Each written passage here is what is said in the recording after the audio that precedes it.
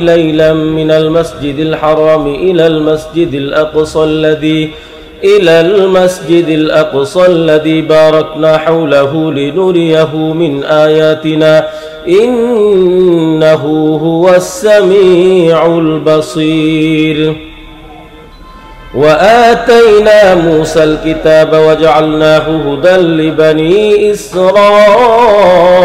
ألا تتخذوا من دوني وكيلا ذرية من حملنا مع نوح إنه كان عبدا شكورا. وقضينا إلى بني إسرائيل في الكتاب لتفسدن في الأرض مرتين ولتعلن علوا كبيرا فإذا جاء وعد أولاهما بعثنا عليكم عبادا لنا أولي بأس شديد فجاسوا خلال الديار وكان وعدا مفعولا. ثم رددنا لكم الكرة عليهم وأمددناكم بأموال وبنين وجعلناكم أكثر نفيرا. إن أحسنتم أحسنتم لأنفسكم وإن أسأتم فلها فإذا جاء وعد الآخرة ليسوءوا وجوهكم وليدخلوا المسجد كما دخلوه أول مرة وليتبروا ما علوا تتبيرا. عسى ربكم أن يرحمكم وإن عدتم عدنا وجعلنا جهنم للكافرين حصيرا. إن هذا القرآن يهدي للتي هي أقوم ويبشر المؤمنين الذين يعملون الصالحات أن لهم أجرا كبيرا وأن الذين لا يؤمنون بالآخرة أعتدنا لهم عذابا أليما. ويدعو الإنسان بالشر دعاءه بالخير وكان الإنسان عجولا. وجعلنا الليل والنهار آيتين فمحونا آية الليل وجعلنا آية النهار مبصرة لتبتغوا فضلا من ربكم ولتعلموا عدد السنين والحساب وكل شيء فصلناه تفصيلا.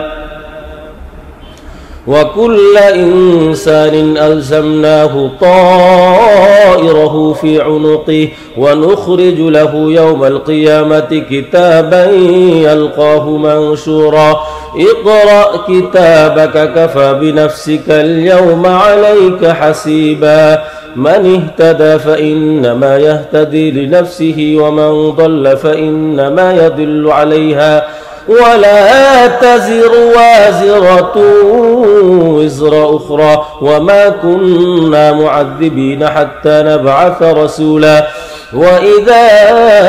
أردنا أن نهلك قرية أمرنا مترفيها ففسقوا فيها فحق عليها القول فدمرناها تدميرا. وكم أهلكنا من القرون من بعد نوح وكفى بربك بذنوب عباده خبيرا بصيرا. من كان يريد العاجلة عجلنا له فيها ما نشاء لمن نريد ثم جعلنا له جهنم يصلاها مذموما مدحورا. ومن أراد الآخرة وسعى لها سعيها وهو مؤمن فأولئك كان سعيهم مشكورا. كلا نمد هؤلاء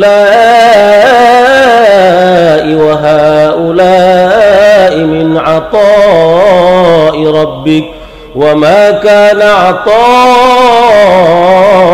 ربك محظورا انظر كيف فضلنا بعضهم على بعض وللآخرة أكبر درجات وأكبر تفضيلا لا تجعل مع الله إلها آخر فتقعد مذموما مخذولا وقضى ربك ألا تعبدوا إلا إياه وبالوالدين إحسانا إما يبلغن عندك الكبر أحدهما أو كلاهما فلا تقل لهما أف ولا تنهرهما وقل لهما قولا كريما واخفض لهما جناح الذل من الرحمة وقل رب ارحمهما كما ربياني صغيرا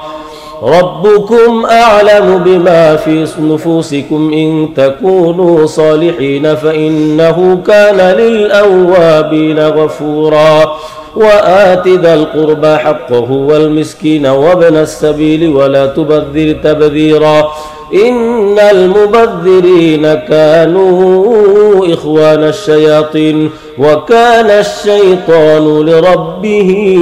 كفورا وإما تعرضن عنهم ابتغاء رحمة من ربك ترجوها فقل لهم قولا ميسورا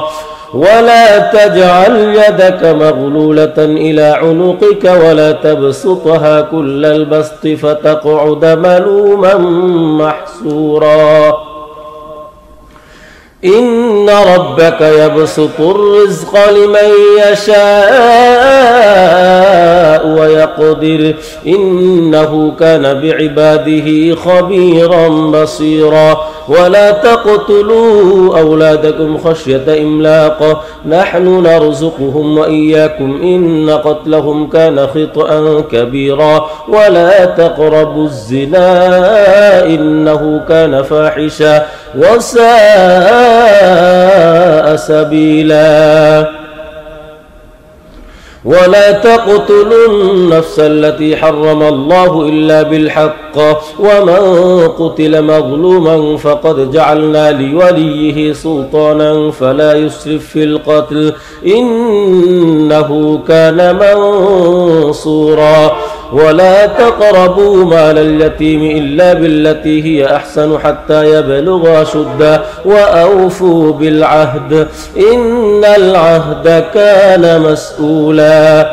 وأوفوا الكيل إذا كلتم وزنوا بالقسطاس المستقيم ذلك خير وأحسن تأويلا ولا تقف ما ليس لك به علم إن السمع والبصر والفؤاد كل أولئك كان عنه مسؤولا ولا تمش في الأرض مرحا إنك لن تخرق الأرض ولن تبلغ الجبال طولا كل ذلك كان سيئه عند ربك مكروها ذلك مما أوحى إليك ربك من الحكمة ولا تجعل مع الله إلها آخر فتلقى في جهنم ملوما مدحورا أفأصفاكم ربكم بالبنين واتخذ من الملائكة إناثا إنكم لتقولون قولا عظيما ولقد صرفنا في هذا القرآن ليذكروا وما يزيدهم إلا نفورا قل لو كان معه آلهة كما يقولون إذا لابتغوا إلى ذي العرش سبيلا سبحانه وتعالى عما يقولون علوا كبيرا تسبح له السماوات السبع والأرض ومن فيهن وإن من شيء إلا يسبح بحمده ولكن لا تفقهون تسبيحهم إنه كان حليما غفورا وإذا قرأت القرآن جعلنا بينك وبين الذين لا يؤمنون بالآخرة حجابا مستورا وجعلنا على قلوبهم أكنة أن يفقهوه وفي آذانهم وقرا وإذا ذكرت ربك في القرآن وحده ولوا على أدبارهم نفورا نحن أعلم بما يستمعون به إذ يستمعون إليك وإذ هم نجوى إذ يقول الظالمون إن تتبعون إلا رجلا مسحورا انظر كيف ضربوا لك الأمثال فضلوا فلا يستطيعون سبيلا وقالوا أئذا كنا عظاما ورفاتا أئنا لمبعوثون خلقا جديدا قل كونوا حجارة أو حديدا أو خلقا مما يكبر في صدوركم فسيقولون من يعيدنا قل الذي فطركم أول مرة فسينغضون إليك رؤوسهم ويقولون متاه قل عسى أن يكون قريبا يوم يدعوكم فتستجيبون بحمده وتظنون إن لبثتم إلا قليلا وقل لعبادي يقول التي هي أحسن إن الشيطان ينزغ بينهم إن الشيطان كان للإنسان عدوا مبينا ربكم أعلم بكم إن يشأ يرحمكم أو إن يشأ يعذبكم وما أرسلناك عليهم وكيلا وربك أعلم بمن في السماوات والأرض ولقد فضلنا بعض النبيين على بعض وآتينا داود زبورا قل ادعوا الذين زعمتم من دونه فلا يملكون كشف الضر عنكم ولا تحويلا أولئك الذين يدعون يبتغون إلى ربهم الوسيلة أيهم أقرب ويرجون رحمته ويخافون عذابه إن عذاب ربك كان محظورا وإن من قرية إلا نحن مهلكوها قبل يوم القيامة أو معذبوها عذابا شديدا كان ذلك في الكتاب مسطورا وما منعنا أن نرسل بالآيات إلا أن كذب بها الأولون وآتينا ثمود الناقة مبصرة فظلموا بها وما نرسل بالآيات إلا تخويفا وإذ قلنا لك إن ربك حاط بالناس وما جعلنا الرؤيا التي أريناك إلا فتنة للناس والشجرة الملعونة في القرآن ونخوفهم فما يزيدهم إلا طغيانا كبيرا وإذ قلنا للملائكة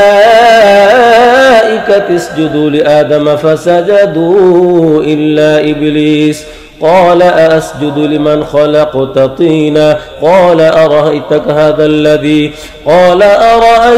هذا الذي كرمت علي لئن أخرتني إلى يوم القيامة لأحتنكن ذريته إلا قليلا قال اذهب فمن تبعك منهم فإن جهنم جزاؤكم جزاء موفورا واستفزز من استطعت منهم بصوتك وأجلب عليهم بخيلك ورجلك وشاركهم في الأموال والأولاد وعدهم وما يعدهم الشيطان إلا غرورا إن عبادي ليس لك عليهم سلطان وكفى بربك وكيلا ربكم الذي يزجي لكم الفلك في البحر لتبتغوا من فضله إنه كان بكم رحيما وإذا مسكم الضر في البحر ضل من تدعون إلا إياه فلما نجاكم إلى البر أعرضتم وكان الإنسان كفورا أفأمنتم أن يخسف بكم جانب البر أو يرسل عليكم حاصبا ثم لا تجدوا لكم وكيلا أم أمنتم أن يعيدكم فيه تارة أخرى فيرسل عليكم قاصفا من الريح فيغرقكم بما كفرتم ثم لا تجدوا لكم علينا به تبيعا ولقد كرمنا بني آدم وحملناهم في البر والبحر ورزقناهم من الطيبات وفضلناهم على كثير ممن خلقنا تفضيلا يوم ندعو كل أناس بإمامهم فمن أوتي كتابه بيمينه فأولئك يقرؤون كتابهم ولا يظلمون فتيلا ومن كان في هذه أعمى فهو في الآخرة أعمى وأضل سبيلا وإن كادوا ليفتنونك عن الذي أوحينا إليك لتفتري علينا غيره وإذا لاتخذوك خليلا ولولا أن ثبتناك لقد كدت تركن إليهم شيئا قليلا إذا لأذقناك ضعف الحياة وضعف الممات ثم لا تجد لك علينا نصيرا وإن كادوا ليستفزونك من الأرض ليخرجوك منها وإذا لا يلبثون خلافك إلا قليلا سنة من قد أرسلنا قبلك من رسلنا ولا تجد لسنتنا تحويلا أقم الصلاة لدلوك الشمس إلى غسق الليل وقرآن الفجر إن قرآن الفجر كان مشهودا ومن الليل فتهجد به نافلة لك عسى أن يبعثك ربك مقاما محمودا وقل رب أدخلني مدخل صدق وأخرجني مخرج صدق واجعل لي من لدنك سلطانا نصيرا وقل جاء الحق وزهق الباطل إن الباطل كان زهوقا وننزل من القرآن ما هو شفاء ورحمة للمؤمنين ولا يزيد الظالمين إلا خسارا وإذا أنعمنا على الإنسان أعرض ونأى بجانبه وإذا مسه الشر كان يئوسا قل كل يعمل على شاكلته فربكم أعلم بمن هو أهدى سبيلا ويسألونك عن الروح قل الروح من أمر ربي وما أوتيتم من العلم إلا قليلا ولئن شئنا لنذهبن بالذي أوحينا إليك ثم لا تجد لك به علينا وكيلا إلا رحمة من ربك إن فضله كان عليك كبيرا قل لئن اجتمعت الإنس والجن على أن يأتوا بمثل هذا القرآن لا يأتون بمثله ولو كان بعضهم لبعض ظهيرا ولقد صرفنا للناس في هذا القرآن من كل مثل فأبى أكثر الناس إلا كفورا وقالوا لن نؤمن لك حتى تفجر لنا من الأرض ينبوعا أو تكون لك جنة من نخيل وعنب فتفجر الأنهار خلالها تفجيرا أو تسقط السماء كما زعمت علينا كسفا أو تأتي بالله والملائكة قبيلا أو يكون لك بيت من زخرف أو ترقى في السماء ولن نؤمن لرقيك حتى تنزل علينا كتابا نقرأه قل سبحان ربي هل كنت إلا بشرا رسولا وما منع الناس أن يؤمنوا إذ جاءهم الهدى إلا أن قالوا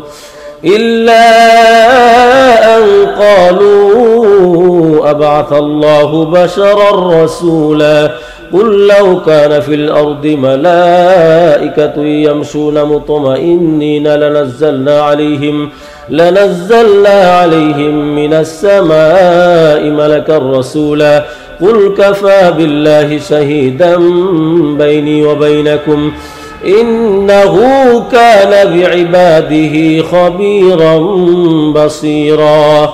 من يهد الله فهو المهتد ومن يضلل فلن تجد لهم أولياء من دونه ونحشرهم يوم القيامة على وجوههم عميا وبكما وصما مأواهم جهنم كلما خبت زدناهم سعيرا ذلك جزاؤهم بأنهم كفروا بآياتنا وقالوا أئذا كنا عظاما ورفاتا أئنا لمبعوثون خلقا جديدا أولم يروا أن الله الذي خلق السماوات والأرض قادر على أن يخلق مثلهم وجعل لهم أجلا لا ريب فيه فأبى الظالمون إلا كفورا قل لو أنتم تملكون خزائن رحمة ربي إذا لأمسكتم خشية الإنفاق وكان الإنسان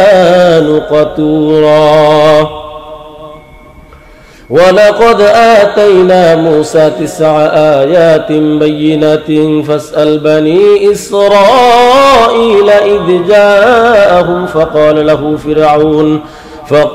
له فرعون إني لأظنك يا موسى مسحورا قال لقد علمت ما أنزل هؤلاء إلا رب السماوات والأرض بصائر وإني لأظنك يا فرعون مثبورا فأراد أن يستفزهم من الأرض فأغرقناه ومن معه جميعا وقلنا من بعده لبني إسرائيل اسكنوا الأرض فإذا جاء وعد الآخرة جئنا بكم لفيفا وبالحق أنزلناه وبالحق نزل وما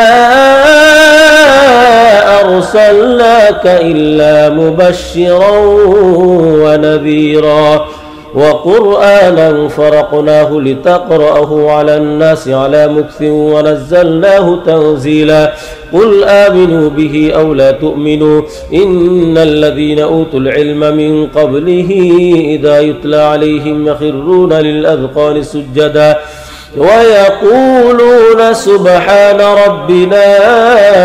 إن كان وعد ربنا لمفعولا ويخرون للأذقان يبكون ويزيدهم خشوعا قل ادعوا الله أو ادعوا الرحمن أيما تدعوا فله الأسماء الحسنى ولا تجهر بصلاتك ولا تخافت بها وابتغ بين ذلك سبيلا وقل الحمد لله الذي لم يتخذ ولدا ولم يكن له شريك في الملك ولم يكن له ولي من الذل وكبره تكبيرا بسم الله الرحمن الرحيم الحمد لله الذي أنزل على عبده الكتاب ولم يجعل له عوجا قيما لينذر بأسا شديدا من لدنه ويبشر المؤمنين الذين يعملون الصالحات أن لهم أجرا حسنا ماكثين فيه أبدا وينذر الذين قالوا اتخذ الله ولدا ما لهم به من علم ولا لآبائهم كبرت كلمة تخرج من أفواههم إن يقولون إلا كذبا فلعلك باخع نفسك على آثارهم إن لم يؤمنوا بهذا الحديث أسفا إنا جعلنا ما على الأرض زينة لها لنبلوهم أيهم أحسن عملا وإنا لجاعلون ما عليها صعيدا جرزا أم حسبت أن أصحاب الكهف والرقيم كانوا من آياتنا عجبا إذ أوى الفتية إلى الكهف فقالوا ربنا آتنا من لدنك رحمة وهيئ لنا من أمرنا رشدا فضربنا على آذانهم في الكهف سنين عددا ثم بعثناهم لنعلم أي الحزبين أحصى لما لبثوا أمدا نحن نقص عليك نبأهم بالحق إنهم فتية آمنوا بربهم وزدناهم هدى وربطنا على قلوبهم إذ قاموا فقالوا ربنا رب السماوات والأرض لن ندعو من دونه إلها لقد قلنا إذا شططا هؤلاء قوم اتخذوا من دونه آلهة لولا يأتون عليهم بسلطان بين فمن أظلم ممن افترى على الله كذبا وإذ اعتزلتموهم وما يعبدون إلا الله فأووا إلى الكهف ينشر لكم ربكم من رحمته ويهيئ لكم من أمركم مرفقا وترى الشمس إذا طلعت تزاور عن كهفهم ذات اليمين وإذا غربت تقرضهم ذات الشمال وهم في فجوة من ذلك من آيات الله من يهد الله فهو المهتد ومن يضلل فلن تجد له وليا مرشدا وتحسبهم أيقاظا وهم رقود ونقلبهم ذات اليمين وذات الشمال وكلبهم باسط ذراعيه بالوصيد لو اطلعت عليهم لوليت منهم فرارا ولملئت منهم رعبا وكذلك بعثناهم ليتساءلوا بينهم قال قائل منهم كم لبثتم قالوا لبثنا يوما أو بعض يوم قالوا ربكم أعلم بما لبثتم فابعثوا أحدكم بورقكم هذه إلى المدينة فلينظر أيها أزكى طعاما فليأتكم برزق منه وليتلطف ولا يشعرن بكم أحدا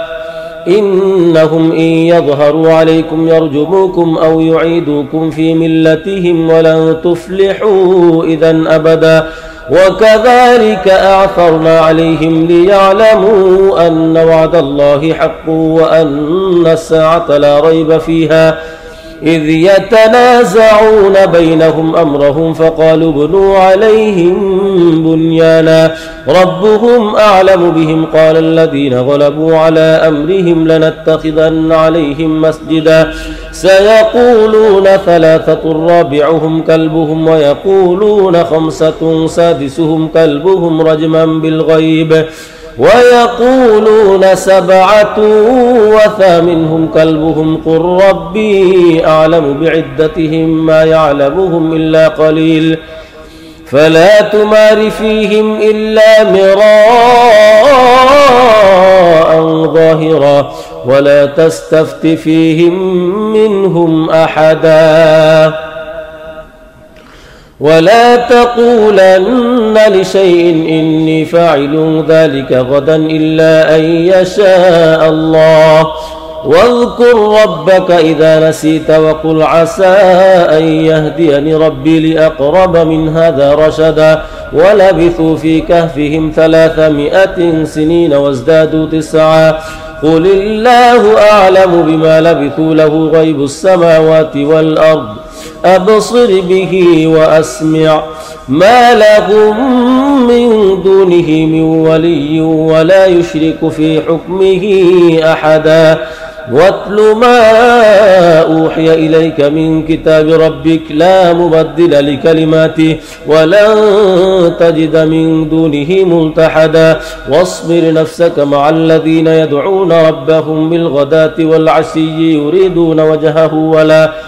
ولا تعد عيناك عنهم تريد زينة الحياة الدنيا ولا تطع من أغفلنا قلبه عن ذكرنا واتبع هواه وكان أمره فرطا وقل الحق من ربكم فمن شاء فليؤمن ومن شاء فليكفر إنا أعتدنا للظالمين نارا أحاط بهم سرادقها وإن يستغيثوا يغاثوا بماء كالمهل يشوي الوجوه بئس الشراب وساءت مرتفقا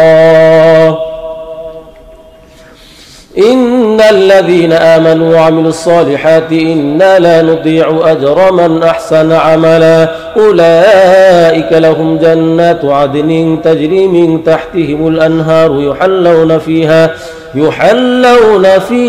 من أسابر من ذهب ويلبسون ثيابا خضرا من سندس واستبرق متكئين فيها على الأرائك نعم الثواب وحسنت مرتفقا واضرب لهم مثل الرجلين جعلنا لأحدهما جنتين من أعناب وحففناهما بنخل وجعلنا بينهما زرعا كلتا الجنتين آتت أكلها ولم تظلم منه شيئا وفجرنا خلالهما نهرا وكان له ثمر فقال لصاحبه وهو يحاوره أنا أكثر منك مالا وأعز نفرا ودخل جنته وهو ظالم لنفسه قال ما أظن أن تبيد هذه أبدا وما أظن الساعة قائمة ولئن رددت إلى ربي لأجدن خيرا منها منقلبا قال له صاحبه وهو يحاوره أكفرت بالذي خلقك من تراب ثم من نطفة ثم سواك رجلا لكن هو الله ربي ولا أشرك بربي أحدا ولولا إذ دخلت جنتك قلت ما شاء الله لا قوة إلا بالله إن ترني أنا أقل منك مالا وولدا فعسى ربي أن يؤتيني خيرا من جنتك ويرسل عليها حسبانا من السماء فتصبح صعيدا زلقا أو يصبح ماؤها غورا فلن تستطيع له طلبا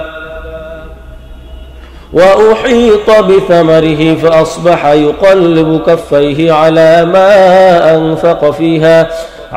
ما أنفق فيها وهي خاوية على عروشها ويقول يا ليتني لم أشرك بربي أحدا ولم تكن له فئة ينصرونه من دون الله وما كان منتصرا هنالك الولاية لله الحق هو خير ثوابا وخير عقبا واضرب لهم مثل الحياة الدنيا كماء إن أنزلناه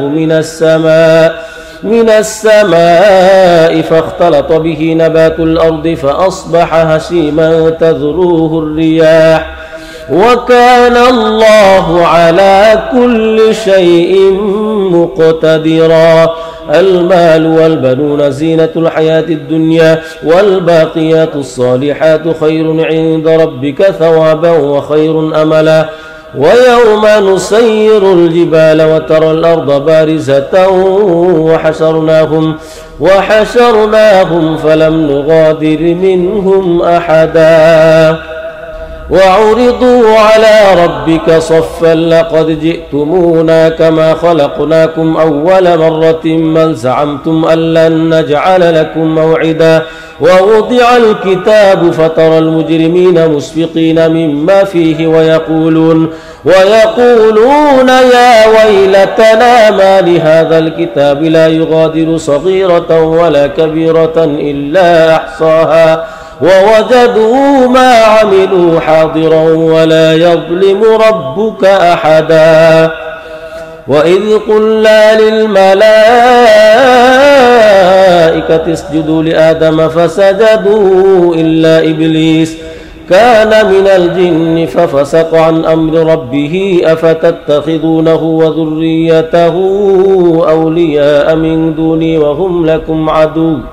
بئس للظالمين بدلا ما أشهدتهم خلق السماوات والأرض ولا خلق أنفسهم وما كنت متخذ المضلين عددا ويوم يقول نادوا شركائي الذين زعمتم فدعوهم فلم يستجيبوا لهم وجعلنا بينهم موبقا ورأى المجرمون النار فظنوا أنهم مواقعوها ولم يجدوا عنها مصرفا ولقد صرفنا في هذا القرآن للناس من كل مثل وكان الإنسان أكثر شيء جدلا وما منع الناس أن يؤمنوا إذ جاءهم الهدى ويستغفروا ربهم إلا أن تأتيهم سنة الأولين أو يأتيهم العذاب قبلا وما نرسل المرسلين إلا مبشرين ومنذرين ويجادل الذين كفروا بالباطل ليدحضوا به الحق واتخذوا آياتي وما أنذروا هزوا ومن أظلم ممن ذكر بآيات ربه فأعرض عنها ونسي ما قدمت يداه إنا جعلنا على قلوبهم أكنة أن يفقهوه وفي آذانهم وقرا وإن تدعهم إلى الهدى فلن يهتدوا إذا أبدا وربك الغفور ذو الرحمة لو يؤاخذهم بما كسبوا لعجل لهم العذاب بل لهم موعد لن يجدوا من دونه موئلا وتلك القرى أهلكناهم لما ظلموا وجعلنا لمهلكهم موعدا وإذ قال موسى لفتاه لا أبرح حتى أبلغ مجمع البحرين أو أمضي حقبا فلما بلغا مجمع بينهما نسيا حوتهما فاتخذ سبيله في البحر سربا فلما جاوزا قال لفتاه آتنا غداءنا لقد لقينا من سفرنا هذا نصبا قال أرأيت إذ أوينا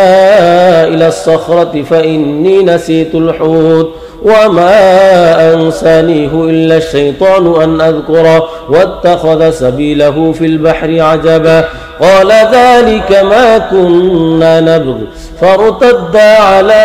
آثارهما قصصا فوجدا عبدا من عبادنا آتيناه رحمة من عندنا وعلمناه من لدنا علما قال له موسى هل أتبعك على أن تعلمني مما علمت رشدا قال إنك لن تستطيع معي صبرا وكيف تصبر على ما لم تحط به خبرا قال ستجدني إن شاء الله صابرا ولا أعصي لك أمرا قال فإن اتبعتني فلا تسألني عن شيء حتى أحدث لك منه ذكرا فانطلقا حتى إذا ركبا في السفينة خرقها قال أخرقتها لتغرق أهلها لقد جئت شيئا إمرا قال ألم أقل إنك لن تستطيع معي صبرا قال لا تؤاخذني بما نسيت ولا ترهقني من أمري عسرا فانطلقا حتى إذا لقيا غلاما فقتله قال أقتلت نفسا زكية بغير نفس لقد جئت شيئا نكرا سبحان الذي أسرى بعبده ليلا من المسجد الحرام إلى المسجد الأقصى الذي باركنا حوله لنريه من آياتنا إنه هو السميع البصير وآتينا موسى الكتاب وجعلناه هدى لبني إسرائيل ألا تتخذوا من دوني وكيلا ذرية من حملنا مع نوح إنه كان عبدا شكورا وقضينا إلى بني إسرائيل في الكتاب لتفسدن في الأرض مرتين ولتعلن علوا كبيرا فإذا جاء وعد أولاهما بعثنا عليكم عبادا لنا أولي بأس شديد فجاسوا خلال الديار وكان وعدا مفعولا ثم رددنا لكم الكرة عليهم وأمددناكم بأموال وبنين وجعلناكم أكثر نفيرا إن أحسنتم أحسنتم لأنفسكم وإن أسأتم فلها فإذا جاء وعد الآخرة ليسوءوا وجوهكم وليدخلوا المسجد كما دخلوه أول مرة وليتبروا ما علوا تتبيرا عسى ربكم أن يرحمكم وإن عدتم عدنا وجعلنا جهنم للكافرين حصيرا إن هذا القرآن يهدي للتي هي أقوم ويبشر المؤمنين الذين يعملون الصالحات أن لهم أجرا كبيرا وأن الذين لا يؤمنون بالآخرة أعتدنا لهم عذابا أليما ويدعو الإنسان بالشر دعاءه بالخير وكان الإنسان عجولا وجعلنا الليل والنهار آيتين فمحونا آية الليل وجعلنا آية النهار مبصرة لتبتغوا فضلا من ربكم ولتعلموا عدد السنين والحساب وكل شيء فصلناه تفصيلا وكل إنسان ألزمناه طائره في عنقه ونخرج له يوم القيامة كتابا يلقاه منشورا اقرأ كتابك كفى بنفسك اليوم عليك حسيبا من اهتدى فإنما يهتدي لنفسه ومن ضل فإنما يضل عليها ولا تزر وازرة وزر أخرى وما كنا معذبين حتى نبعث رسولا وإذا أردنا أن نهلك قرية أمرنا مترفيها ففسقوا فيها فحق عليها القول فدمرناها تدميرا وكم أهلكنا من القرون من بعد نوح وكفى بربك بذنوب عباده خبيرا بصيرا من كان يريد العاجلة عجلنا له فيها ما نشاء لمن نريد ثم جعلنا له جهنم يصلاها مذموما مدحورا ومن أراد الآخرة وسعى لها سعيها وهو مؤمن فأولئك كان سعيهم مشكورا كلا نمد هؤلاء وهؤلاء من عطاء ربك وما كان عطاء ربك محظورا انظر كيف فضلنا بعضهم على بعض وللآخرة أكبر درجات وأكبر تفضيلا لا تجعل مع الله إلها آخر فتقعد مذموما مخذولا وقضى ربك ألا تعبدوا إلا إياه وبالوالدين إحسانا إما يبلغن عندك الكبر أحدهما أو كلاهما فلا تقل لهما أف ولا تنهرهما وقل لهما قولا كريما واخفض لهما جناح الذل من الرحمة وقل رب ارحمهما كما ربياني صغيرا ربكم أعلم بما في نفوسكم إن تكونوا صالحين فإنه كان للأوابين غفورا وآت ذا القربى حقه والمسكين وابن السبيل ولا تبذر تبذيرا إن المبذرين كانوا إخوان الشياطين وكان الشيطان لربه كفورا وإما تعرضن عنهم ابتغاء رحمة من ربك ترجوها فقل لهم قولا ميسورا ولا تجعل يدك مغلولة إلى عنقك ولا تبسطها كل البسط فتقعد ملوما محسورا إن ربك يبسط الرزق لمن يشاء ويقدر إنه كان بعباده خبيرا بصيرا ولا تقتلوا أولادكم خشية إملاق نحن نرزقهم وإياكم إن قتلهم كان خطأ كبيرا ولا تقربوا الزنا إنه كان فاحشا وساء سبيلا ولا تقتلوا النفس التي حرم الله إلا بالحق ومن قتل مظلوما فقد جعلنا لوليه سلطانا فلا يسرف في القتل إنه كان منصورا ولا تقربوا مال اليتيم إلا بالتي هي أحسن حتى يبلغ أشده وأوفوا بالعهد إن العهد كان مسؤولا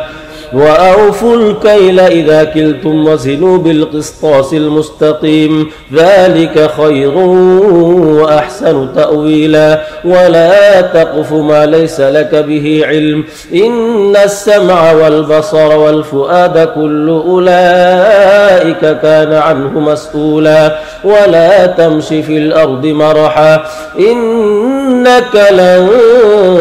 تخرق الأرض ولن تبلغ الجبال طولا كل ذلك كان سيئه عند ربك مكروها ذلك مما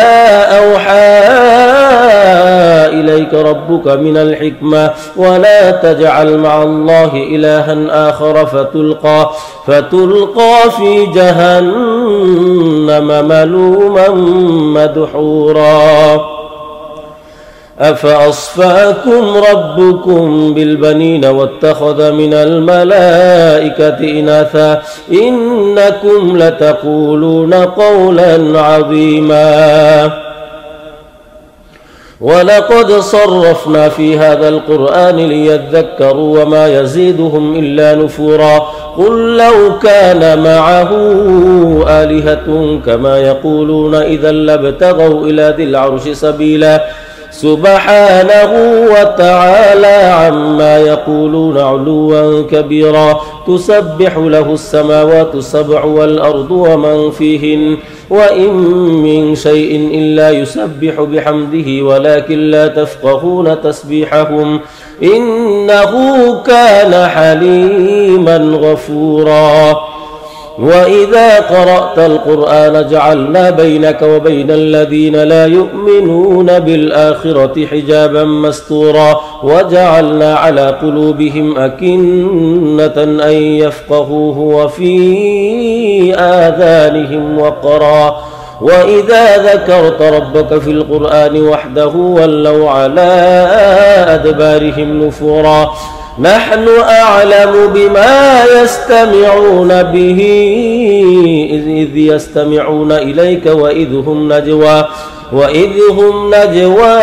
إذ يقول الظالمون إن تتبعون إلا رجلا مسحورا انظر كيف ضربوا لك الأمثال فضلوا فلا يستطيعون سبيلا وقالوا أئذا كنا عظاما ورفاتا أئنا لمبعوثون خلقا جديدا قل كونوا حجارة أو حديدا أو خلقا مما يكبر في صدوركم فسيقولون من يعيدنا قل الذي فطركم أول مرة فسينغضون إليك رؤوسهم ويقولون متاه قل عسى أن يكون قريبا يوم يدعوكم فتستجيبون بحمده وتظنون إن لبثتم إلا قليلا وقل لعبادي يقول التي هي أحسن إن الشيطان ينزغ بينهم إن الشيطان كان للإنسان عدوا مبينا ربكم أعلم بكم إن يشأ يرحمكم أو إن يشأ يعذبكم وما أرسلناك عليهم وكيلا وربك أعلم بمن في السماوات والأرض ولقد فضلنا بعض النبيين على بعض وآتينا داود زبورا قل ادعوا الذين زعمتم من دونه فلا يملكون كشف الضر عنكم ولا تحويلا أولئك الذين يدعون يبتغون إلى ربهم الوسيلة أيهم أقرب ويرجون رحمته ويخافون عذابه إن عذاب ربك كان محظورا وإن من قرية إلا نحن مهلكوها قبل يوم القيامة أو معذبوها عذابا شديدا كان ذلك في الكتاب مسطورا وما منعنا أن نرسل بالآيات إلا أن كذب بها الأولون وآتينا ثمود الناقة مبصرة فظلموا بها وما نرسل بالآيات إلا تخويفا وإذ قلنا لك إن ربك حاط بالناس وما جعلنا الرؤيا التي أريناك إلا فتنة للناس والشجرة الملعونة في القرآن ونخوفهم فما يزيدهم إلا طغيانا كبيرا وإذ قلنا للملائكة اسجدوا لآدم فسجدوا إلا إبليس قال أأسجد لمن خلقت طينا قال أرأيتك هذا الذي كرمت علي لئن أخرتني إلى يوم القيامة لأحتنكن ذريته إلا قليلا قال اذهب فمن تبعك منهم فإن جهنم جزاؤكم جزاء موفورا واستفزز من استطعت منهم بصوتك وأجلب عليهم بخيلك ورجلك وشاركهم في الأموال والأولاد وعدهم وما يعدهم الشيطان إلا غرورا إن عبادي ليس لك عليهم سلطان وكفى بربك وكيلا ربكم الذي يزجي لكم الفلك في البحر لتبتغوا من فضله إنه كان بكم رحيما وإذا مسكم الضر في البحر ضل من تدعون إلا إياه فلما نجاكم إلى البر أعرضتم وكان الإنسان كفورا أفأمنتم أن يخسف بكم جانب البر أو يرسل عليكم حاصبا ثم لا تجدوا لكم وكيلا أم أمنتم أن يعيدكم فيه تارة أخرى فيرسل عليكم قاصفا من الريح فيغرقكم بما كفرتم ثم لا تجدوا لكم علينا به تبيعا ولقد كرمنا بني آدم وحملناهم في البر والبحر ورزقناهم من الطيبات وفضلناهم على كثير ممن خلقنا تفضيلا يوم ندعو كل أناس بإمامهم فمن أوتي كتابه بيمينه فأولئك يقرؤون كتابهم ولا يظلمون فتيلا ومن كان في هذه أعمى فهو في الآخرة أعمى وأضل سبيلا وإن كادوا ليفتنونك عن الذي أوحينا إليك لتفتري علينا غيره وإذا لاتخذوك خليلا ولولا أن ثبتناك لقد كدت تركن إليهم شيئا قليلا إذا لأذقناك ضعف الحياة وضعف الممات ثم لا تجد لك علينا نصيرا وإن كادوا ليستفزونك من الأرض ليخرجوك منها وإذا لا يلبثون خلافك إلا قليلا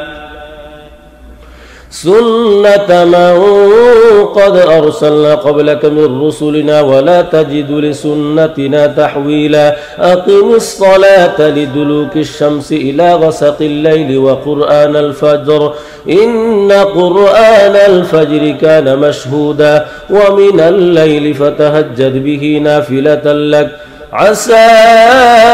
أن يبعثك ربك مقاما محمودا وقل رب أدخلني مدخل صدق وأخرجني مخرج صدق واجعل لي من لدنك سلطانا نصيرا وقل جاء الحق وزهق الباطل إن الباطل كان زهوقا وننزل من القرآن ما هو شفاء ورحمة للمؤمنين ولا يزيد الظالمين إلا خسارا وإذا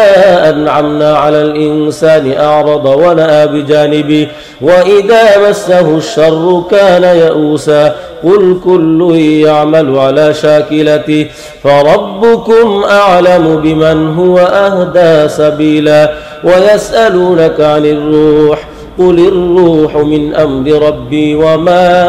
أوتيتم من العلم إلا قليلا ولئن شئنا لنذهبن بالذي أوحينا إليك ثم لا تجد لك به علينا وكيلا إلا رحمة من ربك إن فضله كان عليك كبيرا قل لئن اجتمعت الإنس والجن على أن يأتوا بمثل هذا القرآن لا يأتون بمثله ولو كان بعضهم لبعض ظهيرا ولقد صرفنا للناس في هذا القرآن من كل مثل فأبى أكثر الناس إلا كفورا وقالوا لن نؤمن لك حتى تفجر لنا من الأرض ينبوعا أو تكون لك جنة من نخيل وعنب فتفجر الأنهار خلالها تفجيرا أو تسقط السماء كما زعمت علينا كسفا أو تأتي بالله والملائكة قبيلا أو يكون لك بيت من زخرف أو ترقى في السماء ولن نؤمن لرقيك حتى تنزل علينا كتابا نقرأه قل سبحان ربي هل كنت إلا بشرا رسولا وما منع الناس أن يؤمنوا إذ جاءهم الهدى إلا أن قالوا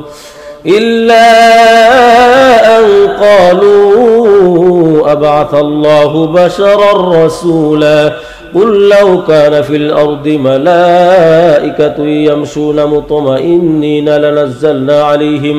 لنزلنا عليهم من السماء ملكا رسولا قل كفى بالله شهيدا بيني وبينكم إنه كان بعباده خبيرا بصيرا من يهد الله فهو المهتد ومن يضلل فلن تجد لهم أولياء من دونه ونحشرهم يوم القيامة على وجوههم عميا وبكما وصما مأواهم جهنم كلما خبت زدناهم سعيرا ذلك جزاؤهم بأنهم كفروا بآياتنا وقالوا أئذا كنا عظاما ورفاتا أئنا لمبعوثون خلقا جديدا أولم يروا أن الله الذي خلق السماوات والأرض قادر على أن يخلق مثلهم وجعل لهم أجلا لا ريب فيه فأبى الظالمون إلا كفورا قل لو أنتم تملكون خزائن رحمة ربي إذا لأمسكتم خشية الإنفاق وكان الإنسان قتورا ولقد آتينا موسى 9 آيات بينات فاسأل بني إسرائيل إذ جاءهم فقال له فرعون إني لأظنك يا موسى مسحورا قال لقد علمت ما أنزل هؤلاء إلا رب السماوات والأرض بصائر وإني لأظنك يا فرعون مثبورا فأراد أن يستفزهم من الأرض فأغرقناه ومن معه جميعا وقلنا من بعده لبني إسرائيل اسكنوا الأرض فإذا جاء وعد الآخرة جئنا بكم لفيفا وبالحق أنزلناه وبالحق نزل وما أرسلناك إلا مبشرا ونذيرا وقرآنا فرقناه لتقرأه على الناس على مكث ونزلناه تنزيلا قل آمنوا به أو لا تؤمنوا إن الذين أوتوا العلم من قبله إذا يتلى عليهم يخرون للأذقان سجدا ويقولون سبحان ربنا إن كان وعد ربنا لمفعولا ويخرون للأذقان يبكون ويزيدهم خشوعا قل ادعوا الله أو ادعوا الرحمن أيما تدعوا فله الأسماء الحسنى ولا تجهر بصلاتك ولا تخافت بها وابتغ بين ذلك سبيلا وقل الحمد لله الذي لم يتخذ ولدا ولم يكن له شريك في الملك ولم يكن له ولي من الذل وكبره تكبيرا بسم الله الرحمن الرحيم الحمد لله الذي أنزل على عبده الكتاب ولم يجعل له عوجا قيما لينذر بأسا شديدا من لدنه ويبشر المؤمنين الذين يعملون الصالحات أن لهم أجرا حسنا ماكثين فيه أبدا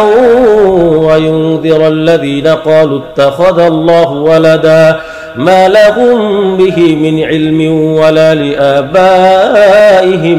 كبرت كلمة تخرج من أفواههم إن يقولون إلا كذبا فلعلك باخع نفسك على آثارهم إن لم يؤمنوا بهذا الحديث أسفا إنا جعلنا ما على الأرض زينة لها لنبلوهم أيهم أحسن عملا وإنا لجاعلون ما عليها صعيدا جرزا أم حسبت أن أصحاب الكهف والرقيم كانوا من آياتنا عجبا إذ أوى الفتية إلى الكهف فقالوا ربنا آتنا من لدنك رحمة وهيئ لنا من أمرنا رشدا فضربنا على آذانهم في الكهف سنين عددا ثم بعثناهم لنعلم أي الحزبين أحصى لما لبثوا أمدا نحن نقص عليك نبأهم بالحق إنهم فتية آمنوا بربهم وزدناهم هدى وربطنا على قلوبهم إذ قاموا فقالوا ربنا رب السماوات والأرض لن ندعو من دونه إلها لقد قلنا إذا شططا هؤلاء قوم اتخذوا من دونه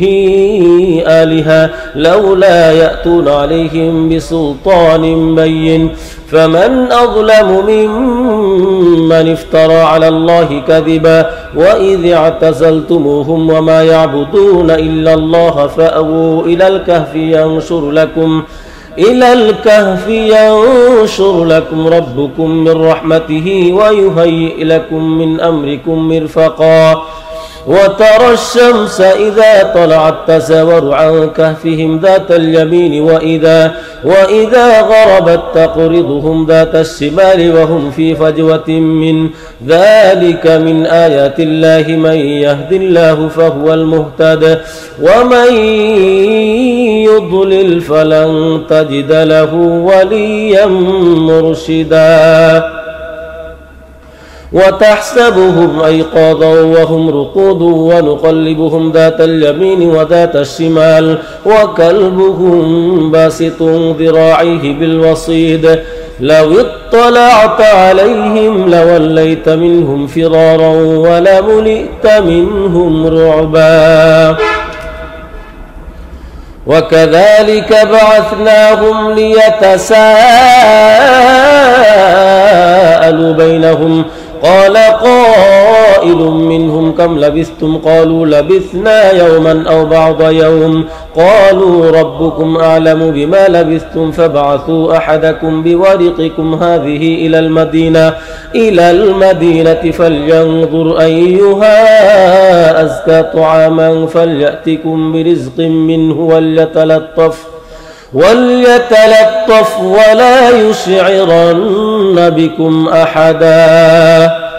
إنهم إن يظهروا عليكم يرجموكم أو يعيدوكم في ملتهم ولن تفلحوا إذا أبدا وكذلك أعثرنا عليهم ليعلموا أن وعد الله حق وأن الساعة لا ريب فيها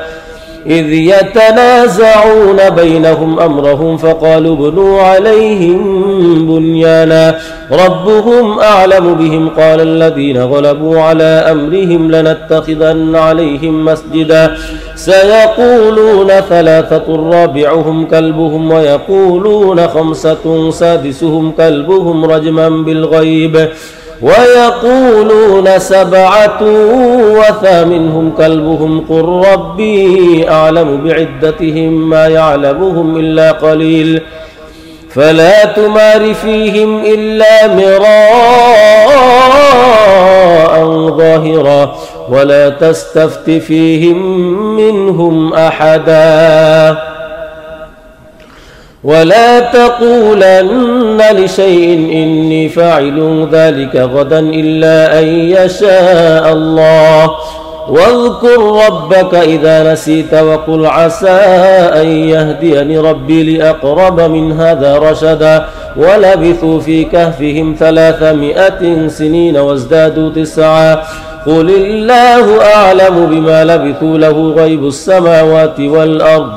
أبصر به وأسمع ما لهم من دونه من ولي ولا يشرك في حكمه أحدا واتل ما أوحي إليك من كتاب ربك لا مبدل لكلماته ولن تجد من دونه ملتحدا واصبر نفسك مع الذين يدعون ربهم بالغداة والعشي يريدون وجهه ولا تعد عيناك عنهم تريد زينة الحياة الدنيا ولا تطع من أغفلنا قلبه عن ذكرنا واتبع هواه وكان أمره فرطا وقل الحق من ربكم فمن شاء فليؤمن ومن شاء فليكفر إنا أعتدنا للظالمين نارا أحاط بهم سرادقها وإن يستغيثوا يغاثوا بماء كالمهل يشوي الوجوه بئس الشراب وساءت مرتفقا إن الذين آمنوا وعملوا الصالحات إنا لا نضيع أجر من أحسن عملا أولئك لهم جنات عدن تجري من تحتهم الأنهار يحلون فيها من أسابر من ذهب ويلبسون ثيابا خضرا من سندس واستبرق متكئين فيها على الأرائك نعم الثواب وحسنت مرتفقا واضرب لهم مثل الرجلين جعلنا لأحدهما جنتين من أعناب وحففناهما بنخل وجعلنا بينهما زرعا كلتا الجنتين آتت أكلها ولم تظلم منه شيئا وفجرنا خلالهما نهرا وكان له ثمر فقال لصاحبه وهو يحاوره أنا أكثر منك مالا وأعز نفرا ودخل جنته وهو ظالم لنفسه قال ما أظن أن تبيد هذه أبدا وما أظن الساعة قائمة ولئن رددت إلى ربي لأجدن خيرا منها منقلبا قال له صاحبه وهو يحاوره أكفرت بالذي خلقك من تراب ثم من نطفة ثم سواك رجلا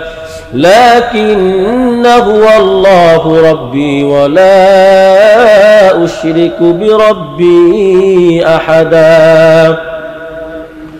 ولولا إذ دخلت جنتك قلت ما شاء الله لا قوة إلا بالله إن ترني أنا أقل منك مالا وولدا فعسى ربي أن يؤتيني خيرا من جنتك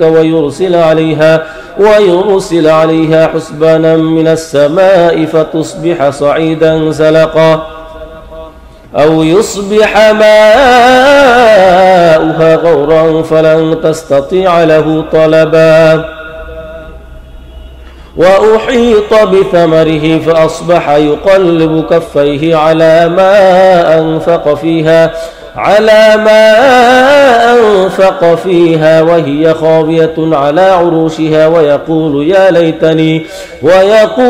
يا ليتني لم أشرك بربي أحدا ولم تكن له فئة ينصرونه من دون الله وما كان منتصرا هنالك الولاية لله الحق هو خير ثوابا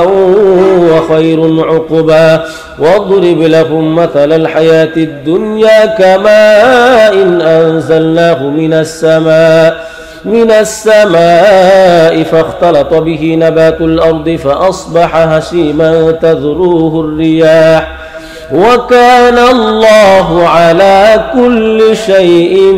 مقتدرا المال والبنون زينة الحياة الدنيا والباقيات الصالحات خير عند ربك ثوابا وخير أملا ويوم نسير الجبال وترى الأرض بارزة وحشرناهم فلم نغادر منهم أحدا وعرضوا على ربك صفا لقد جئتمونا كما خلقناكم أول مرة بل زعمتم أن لن نجعل لكم موعدا ووضع الكتاب فترى المجرمين مشفقين مما فيه ويقولون يا ويلتنا ما لهذا الكتاب لا يغادر صغيرة ولا كبيرة إلا أحصاها ووجدوا ما عملوا حاضرا ولا يظلم ربك أحدا وإذ قلنا للملائكة اسجدوا لآدم فسجدوا إلا إبليس كان من الجن ففسق عن أمر ربه أفتتخذونه وذريته أولياء من دوني وهم لكم عدو بئس للظالمين بدلا ما أشهدتهم خلق السماوات والأرض ولا خلق أنفسهم وما كنت متخذ المضلين عددا ويوم يقول نادوا شركائي الذين زعمتم فدعوهم فلم يستجيبوا لهم وجعلنا بينهم موبقا ورأى المجرمون النار فظنوا أنهم مواقعوها ولم يجدوا عنها مصرفا ولقد صرفنا في هذا القرآن للناس من كل مثل وكان الإنسان أكثر شيء جدلا وما منع الناس أن يؤمنوا إذ جاءهم الهدى ويستغفروا ربهم إلا أن تأتيهم سنة الأولين أو يأتيهم العذاب قبلا وما نرسل المرسلين إلا مبشرين ومنذرين ويجادل الذين كفروا بالباطل ليدحضوا به الحق واتخذوا آياتي وما أنذروا هزوا ومن أظلم ممن ذكر بآيات ربه فأعرض عنها ونسي ما قدمت يداه إنا جعلنا على قلوبهم أكنة أن يفقهوه وفي آذانهم وقرا وإن تدعهم إلى الهدى فلن يهتدوا إذا أبدا وربك الغفور ذو الرحمة لو يؤاخذهم بما كسبوا لعجل لهم العذاب بل لهم موعد لن يجدوا من دونه موئلا وتلك القرى أهلكناهم لما ظلموا وجعلنا لمهلكهم موعدا وإذ قال موسى لفتاه لا أبرح حتى أبلغ مجمع البحرين أو أمضي حقبا فلما بلغا مجمع بينهما نسيا حوتهما فاتخذ سبيله في البحر سربا فلما جاوزا قال لفتاه آتنا غداءنا لقد لقينا من سفرنا هذا نصبا قال أرأيت إذ أوينا إلى الصخرة فإني نسيت الحوت وما أنسانيه إلا الشيطان أن أذكره واتخذ سبيله في البحر عجبا قال ذلك ما كنا نبغ فارتدا على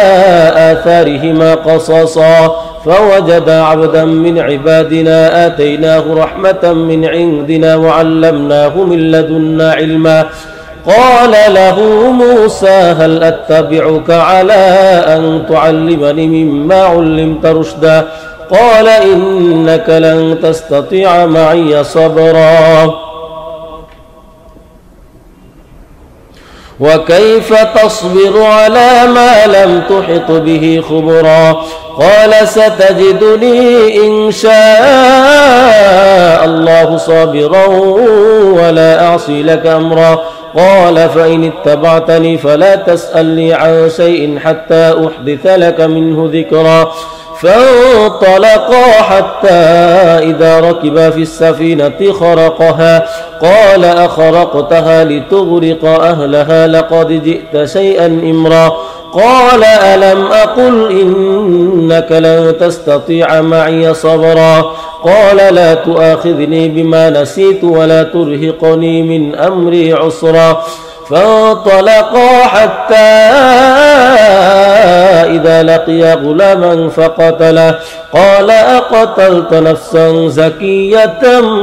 بغير نفس لقد جئت شيئا نكرا سبحان الذي أسرى بعبده ليلا من المسجد الحرام إلى المسجد الأقصى الذي باركنا حوله لنريه من آياتنا إنه هو السميع البصير وآتينا موسى الكتاب وجعلناه هدى لبني إسرائيل ألا تتخذوا من دوني وكيلا ذرية من حملنا مع نوح إنه كان عبدا شكورا وقضينا إلى بني إسرائيل في الكتاب لتفسدن في الأرض مرتين ولتعلن علوا كبيرا فإذا جاء وعد أولاهما بعثنا عليكم عبادا لنا أولي بأس شديد فجاسوا خلال الديار وكان وعدا مفعولا ثم رددنا لكم الكرة عليهم وأمددناكم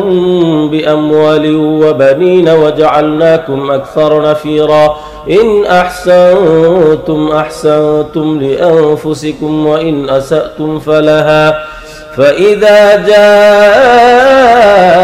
وعد الآخرة ليسوءوا وجوهكم وليدخلوا المسجد كما دخلوه أول مرة وليتبروا ما علوا تتبيرا عسى ربكم أن يرحمكم وإن عدتم عدنا وجعلنا جهنم للكافرين حصيرا إن هذا القرآن يهدي للتي هي أقوم ويبشر المؤمنين الذين يعملون الصالحات أن لهم أجرا كبيرا وأن الذين لا يؤمنون بالآخرة أعتدنا لهم عذابا أليما ويدعو الإنسان بالشر دعاءه بالخير وكان الإنسان عجولا وجعلنا الليل والنهار آيتين فمحونا آية الليل وجعلنا آية النهار مبصرة لتبتغوا فضلا من ربكم ولتعلموا عدد السنين والحساب وكل شيء فصلناه تفصيلا وكل إنسان ألزمناه طائره في عنقه ونخرج له يوم القيامة كتابا يلقاه منشورا اقرأ كتابك كفى بنفسك اليوم عليك حسيبا من اهتدى فإنما يهتدي لنفسه ومن ضل فإنما يضل عليها ولا تزر وازرة وزر أخرى وما كنا معذبين حتى نبعث رسولا وإذا أردنا أن نهلك قرية أمرنا مترفيها ففسقوا فيها فحق عليها القول فدمرناها تدميرا وكم أهلكنا من القرون من بعد نوح وكفى بربك بذنوب عباده خبيرا بصيرا من كان يريد العاجلة عجلنا له فيها ما نشاء لمن نريد ثم جعلنا له جهنم يصلاها مذموما مدحورا ومن أراد الآخرة وسعى لها سعيها وهو مؤمن فأولئك كان سعيهم مشكورا كلا نمد هؤلاء وهؤلاء من عطاء ربك وما كان عطاء ربك محظورا انظر كيف فضلنا بعضهم على بعض وللآخرة أكبر درجات وأكبر تفضيلا لا تجعل مع الله إلها آخر فتقعد مذموما مخذولا وقضى ربك ألا تعبدوا إلا إياه وبالوالدين إحسانا إما يبلغن عندك الكبر أحدهما أو كلاهما فلا تقل لهما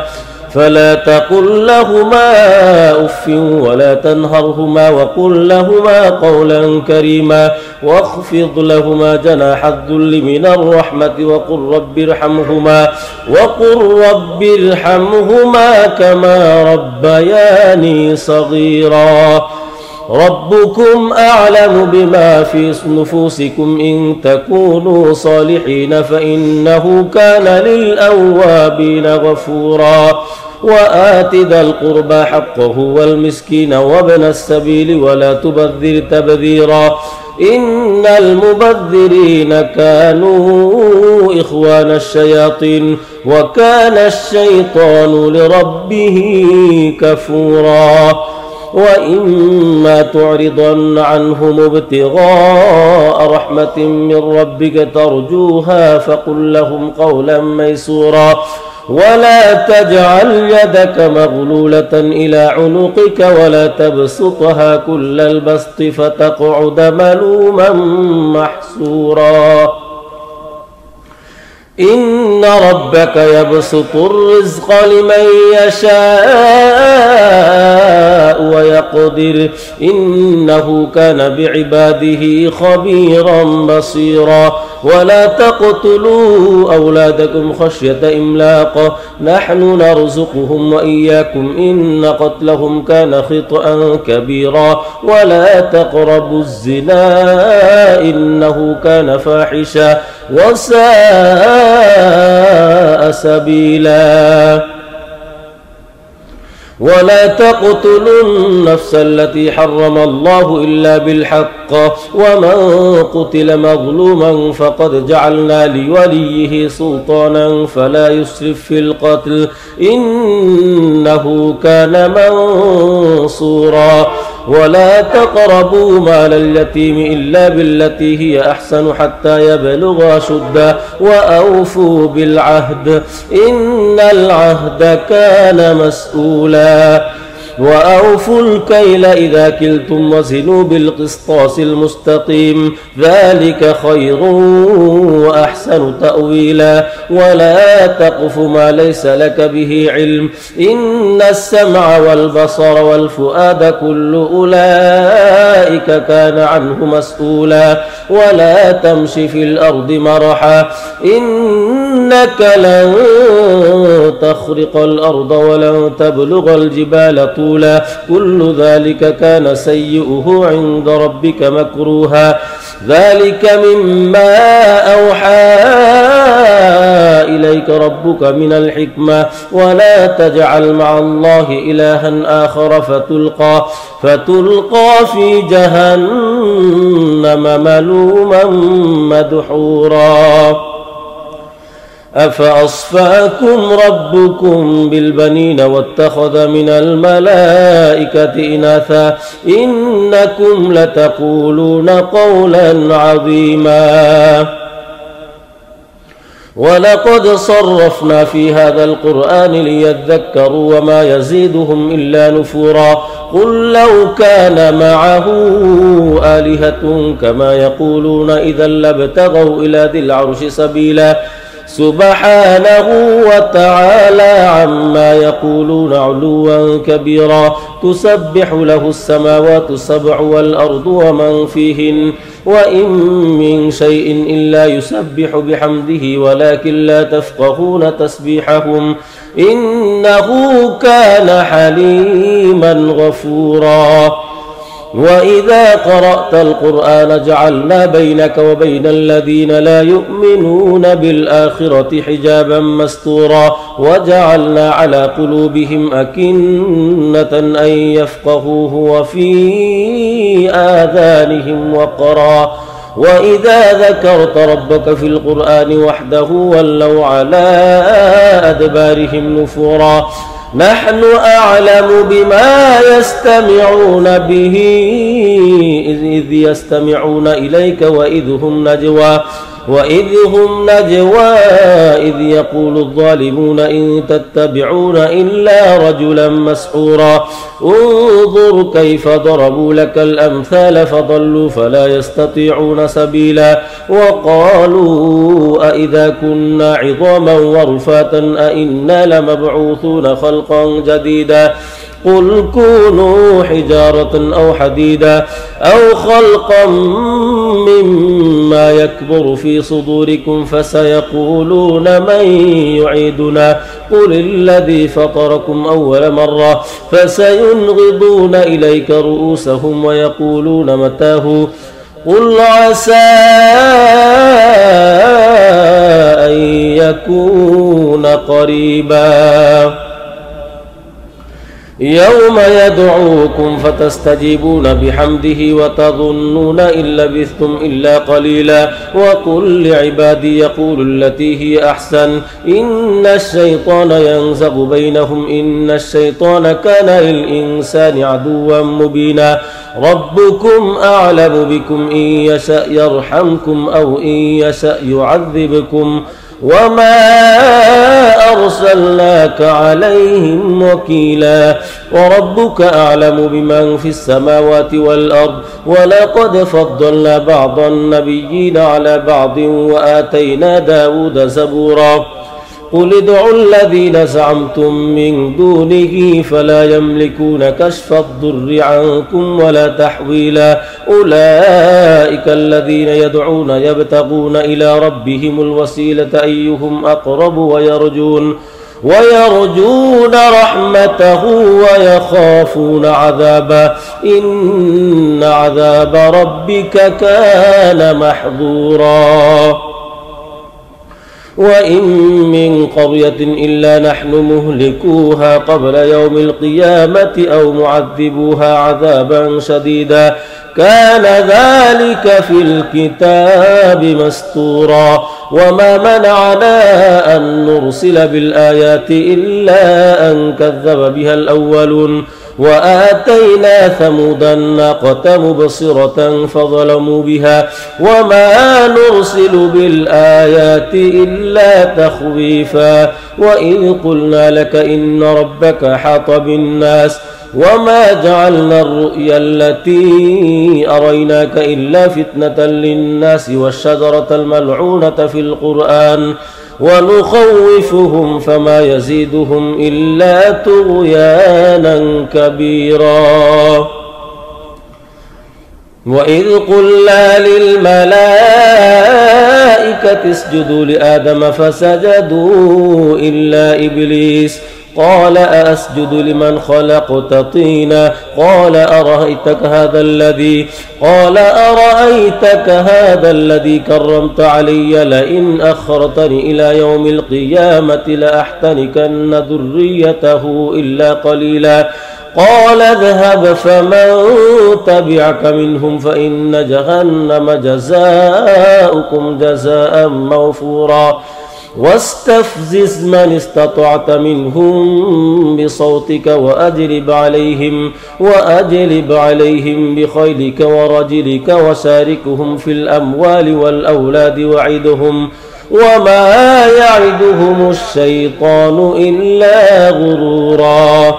إن عبادي ليس لك عليهم سلطان وكفى بربك وكيلا ربكم الذي يزجي لكم الفلك في البحر لتبتغوا من فضله إنه كان بكم رحيما وإذا مسكم الضر في البحر ضل من تدعون إلا إياه فلما نجاكم إلى البر أعرضتم وكان الإنسان كفورا أفأمنتم أن يخسف بكم جانب البر أو يرسل عليكم حاصبا ثم لا تجدوا لكم وكيلا أم أمنتم أن يعيدكم فيه تارة أخرى فيرسل عليكم قاصفا من الريح فيغرقكم بما كفرتم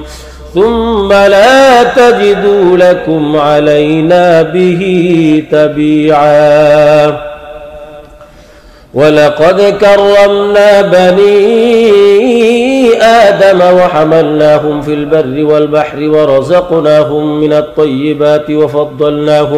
وفضلناهم على كثير ممن خلقنا تفضيلا يوم ندعو كل أناس بإمامهم فمن أوتي كتابه بيمينه فأولئك يقرؤون كتابهم ولا يظلمون فتيلا ومن كان في هذه أعمى فهو في الآخرة أعمى وأضل سبيلا وإن كادوا ليفتنونك عن الذي أوحينا إليك لتفتري علينا غيره وإذا لاتخذوك خليلا ولولا أن ثبتناك لقد كدت تركن إليهم شيئا قليلا إذا لأذقناك ضعف الحياة وضعف الممات ثم لا تجد لك علينا نصيرا وإن كادوا ليستفزونك من الأرض ليخرجوك منها وإذا لا يلبثون خلافك إلا قليلا سنة من قد أرسلنا قبلك من رسلنا ولا تجد لسنتنا تحويلا أقم الصلاة لدلوك الشمس إلى غسق الليل وقرآن الفجر إن قرآن الفجر كان مشهودا ومن الليل فتهجد به نافلة لك عسى أن يبعثك ربك مقاما محمودا وقل رب أدخلني مدخل صدق وأخرجني مخرج صدق واجعل لي من لدنك سلطانا نصيرا وقل جاء الحق وزهق الباطل إن الباطل كان زهوقا وننزل من القرآن ما هو شفاء ورحمة للمؤمنين ولا يزيد الظالمين إلا خسارا وإذا أنعمنا على الإنسان أعرض ونأى بجانبه وإذا مسه الشر كان يئوسا قل كل يعمل على شاكلته فربكم أعلم بمن هو أهدى سبيلا ويسألونك عن الروح قل الروح من أمر ربي وما أوتيتم من العلم إلا قليلا ولئن شئنا لنذهبن بالذي أوحينا إليك ثم لا تجد لك به علينا وكيلا إلا رحمة من ربك إن فضله كان عليك كبيرا قل لئن اجتمعت الإنس والجن على أن يأتوا بمثل هذا القرآن لا يأتون بمثله ولو كان بعضهم لبعض ظهيرا ولقد صرفنا للناس في هذا القرآن من كل مثل فأبى أكثر الناس إلا كفورا وقالوا لن نؤمن لك حتى تفجر لنا من الأرض ينبوعا أو تكون لك جنة من نخيل وعنب فتفجر الأنهار خلالها تفجيرا أو تسقط السماء كما زعمت علينا كسفا أو تأتي بالله والملائكة قبيلا أو يكون لك بيت من زخرف أو ترقى في السماء ولن نؤمن لرقيك حتى تنزل علينا كتابا نقرأ قل سبحان ربي هل كنت إلا بشرا رسولا وما منع الناس أن يؤمنوا إذ جاءهم الهدى إلا أن قالوا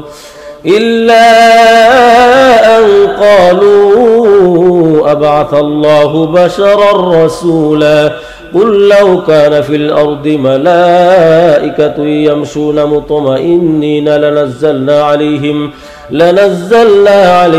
من السماء ملكا رسولا قل كفى بالله شهيدا بيني وبينكم إنه كان بعباده خبيرا بصيرا من يهد الله فهو المهتد ومن يضلل فلن تجد لهم أولياء من دونه ونحشرهم يوم القيامة على وجوههم عميا وبكما وصما مأواهم جهنم كلما خبت زدناهم سعيرا ذلك جزاؤهم بأنهم كفروا بآياتنا وقالوا أئذا كنا عظاما ورفاتا أئنا لمبعوثون خلقا جديدا أولم يروا أن الله الذي خلق السماوات والأرض قادر على أن يخلق مثلهم وجعل لهم أجلا لا ريب فيه فأبى الظالمون إلا كفورا قل لو أنتم تملكون خزائن رحمة ربي إذا لأمسكتم خشية الإنفاق وكان الإنسان قتورا ولقد آتينا موسى 9 آيات بينات فاسأل بني إسرائيل إذ جاءهم فقال له فرعون إني لأظنك يا موسى مسحورا قال لقد علمت ما أنزل هؤلاء إلا رب السماوات والأرض بصائر وإني لأظنك يا فرعون مثبورا فأراد أن يستفزهم من الأرض فأغرقناه ومن معه جميعا وقلنا من بعده لبني إسرائيل اسكنوا الأرض فإذا جاء وعد الآخرة جئنا بكم لفيفا وبالحق أنزلناه وبالحق نزل وما أرسلناك إلا مبشرا ونذيرا وقرآنا فرقناه لتقرأه على الناس على مكث ونزلناه تنزيلا قل آمنوا به أو لا تؤمنوا إن الذين أوتوا العلم من قبله إذا يتلى عليهم يخرون للأذقان سجدا ويقولون سبحان ربنا إن كان وعد ربنا لمفعولا ويخرون للأذقان يبكون ويزيدهم خشوعا قل ادعوا الله أو ادعوا الرحمن أيما تدعوا فله الأسماء الحسنى ولا تجهر بصلاتك ولا تخافت بها وابتغ بين ذلك سبيلا وقل الحمد لله الذي لم يتخذ ولدا ولم يكن له شريك في الملك ولم يكن له ولي من الذل وكبره تكبيرا. بسم الله الرحمن الرحيم. الحمد لله الذي أنزل على عبده الكتاب ولم يجعل له عوجا قيما لينذر بأسا شديدا من لدنه ويبشر المؤمنين الذين يعملون الصالحات أن لهم أجرا حسنا ماكثين فيه أبدا وينذر الذين قالوا اتخذ الله ولدا ما لهم به من علم ولا لآبائهم كبرت كلمة تخرج من أفواههم إن يقولون إلا كذبا فلعلك باخع نفسك على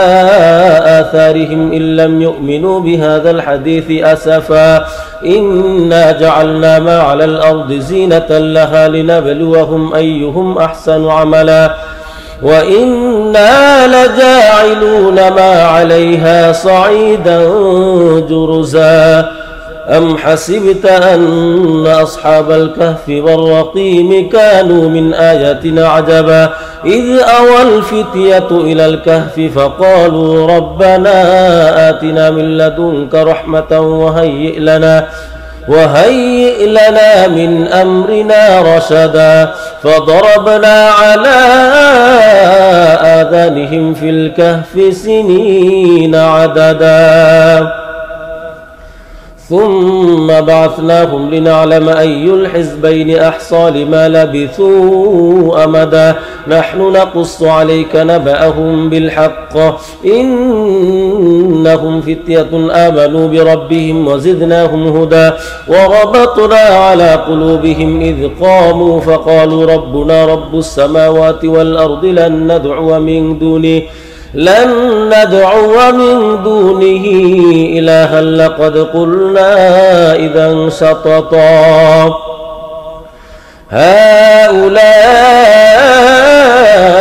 قوم اتخذوا من دونه آلهة لولا يأتون عليهم بسلطان بين فمن أظلم ممن افترى على الله كذبا وإذ اعتزلتموهم وما يعبدون إلا الله فأووا إلى الكهف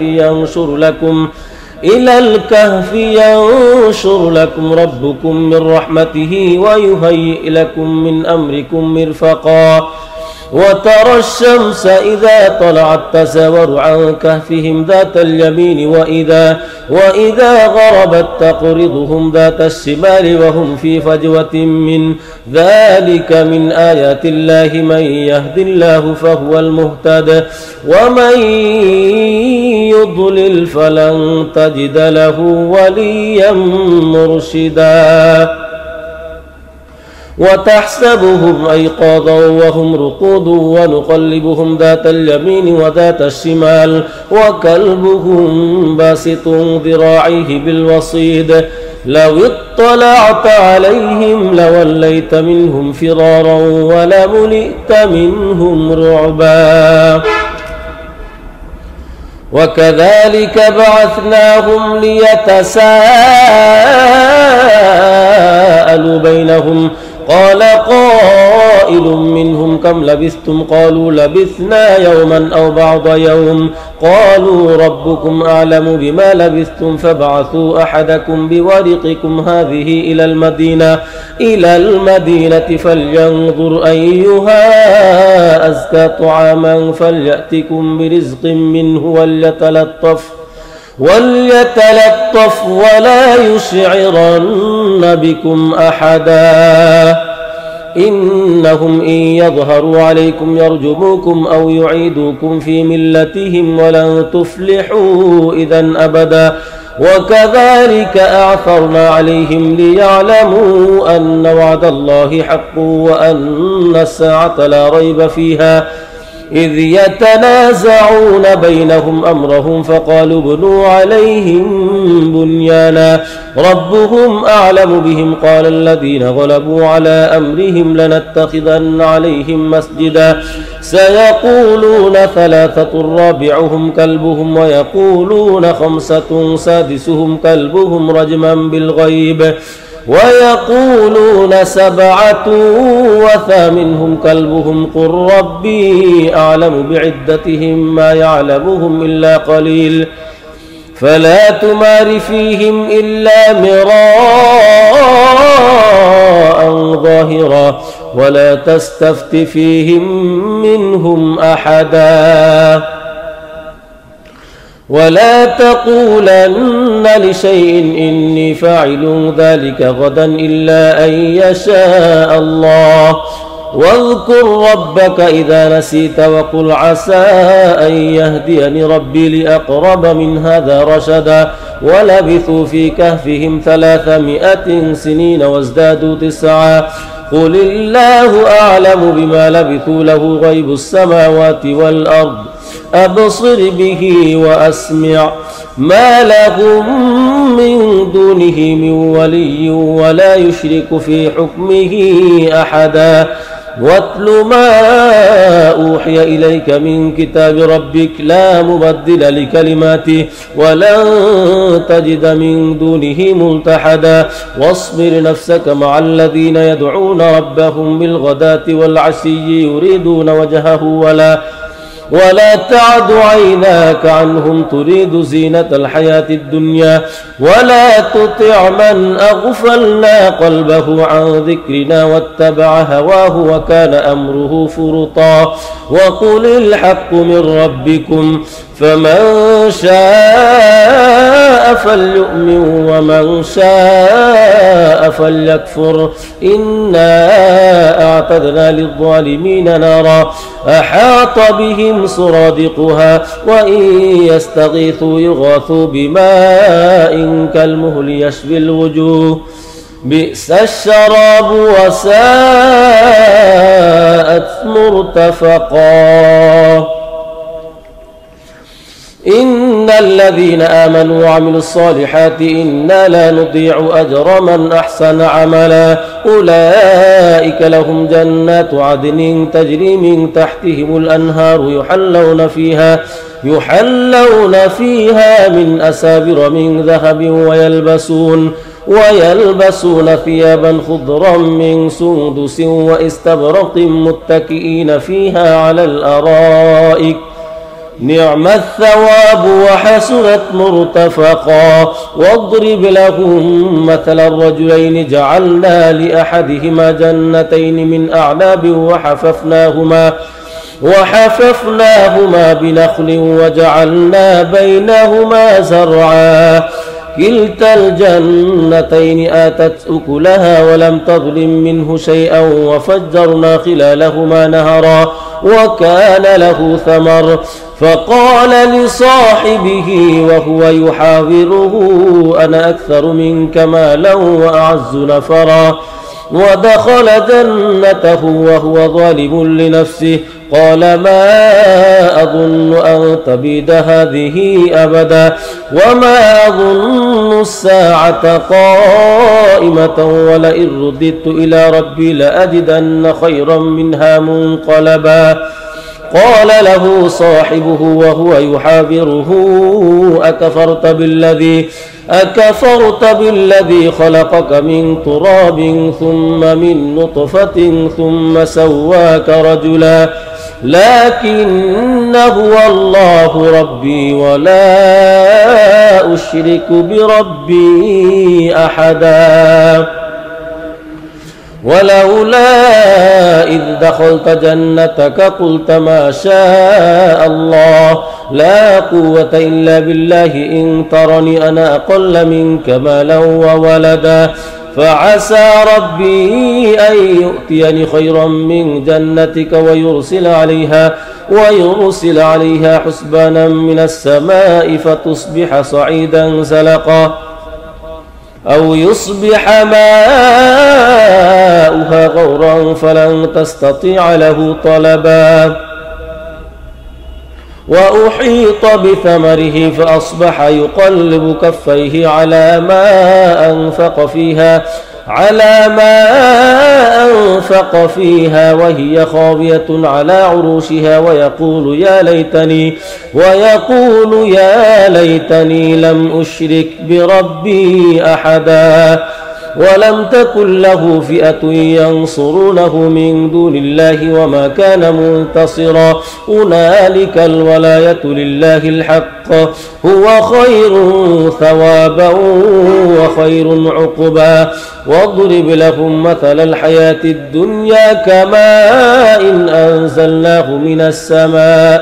من السماء فاختلط به نبات الأرض فأصبح هشيما تذروه الرياح وكان الله على كل شيء مقتدرا المال والبنون زينة الحياة الدنيا والباقيات الصالحات خير عند ربك ثوابا وخير أملا ويوم نسير الجبال وترى الأرض بارزة وحشرناهم فلم نغادر منهم أحدا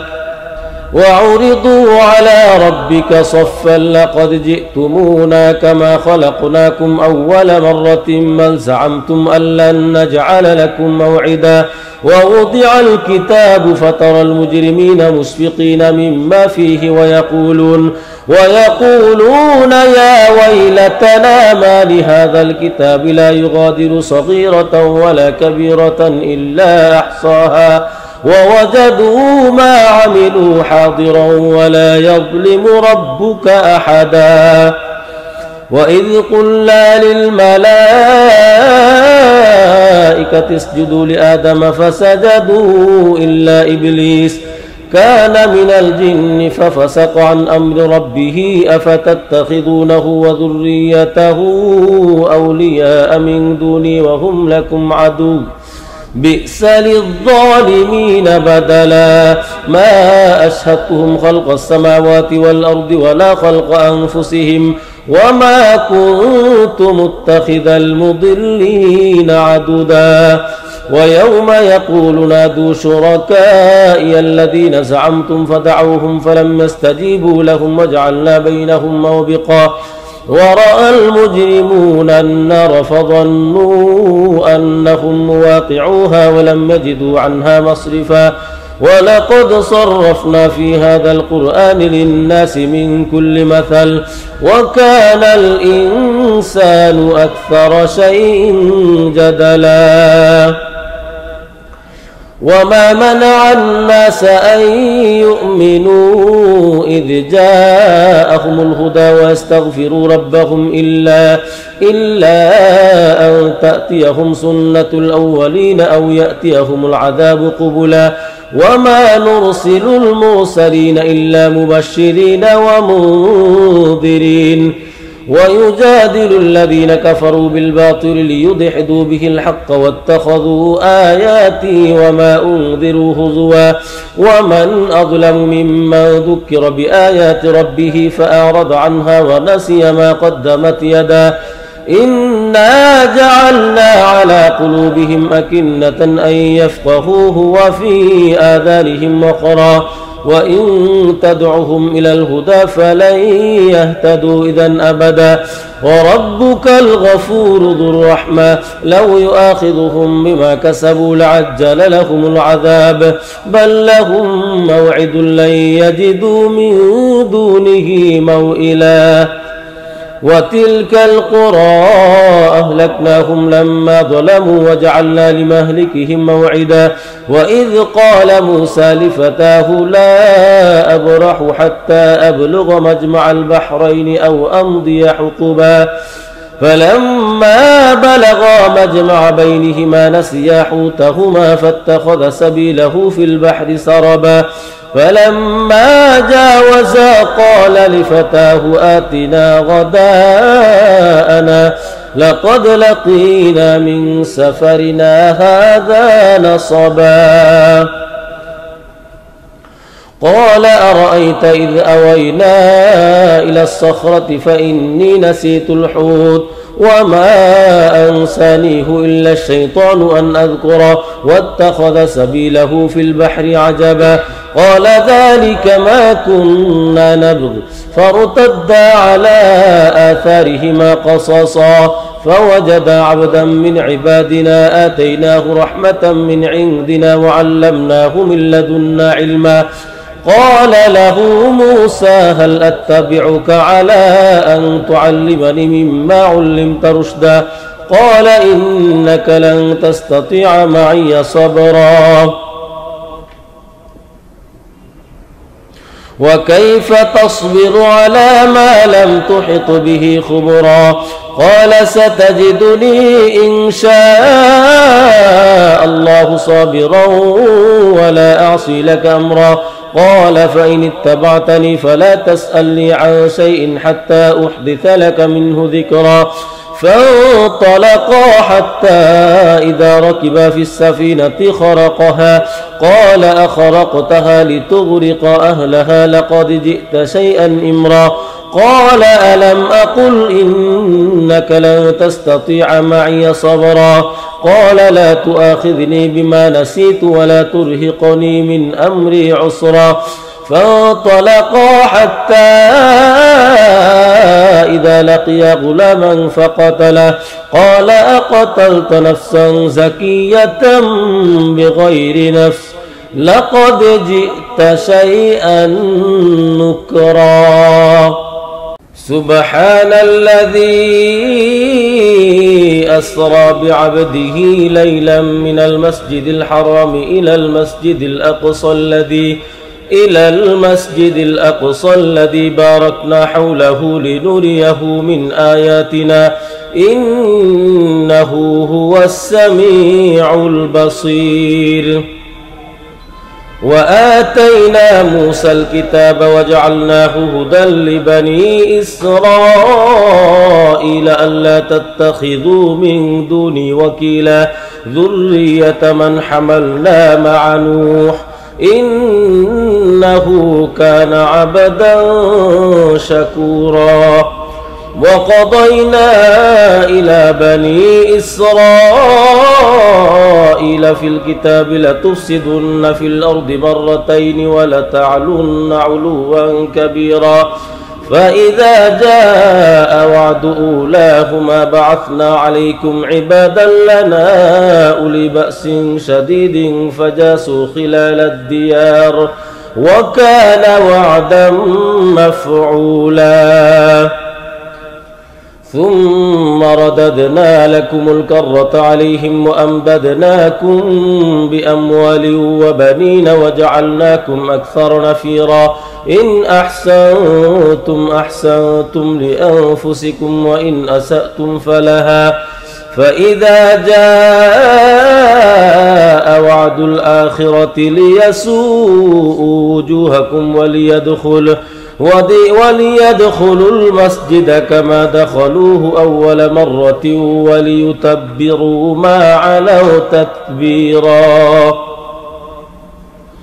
عسى ربكم أن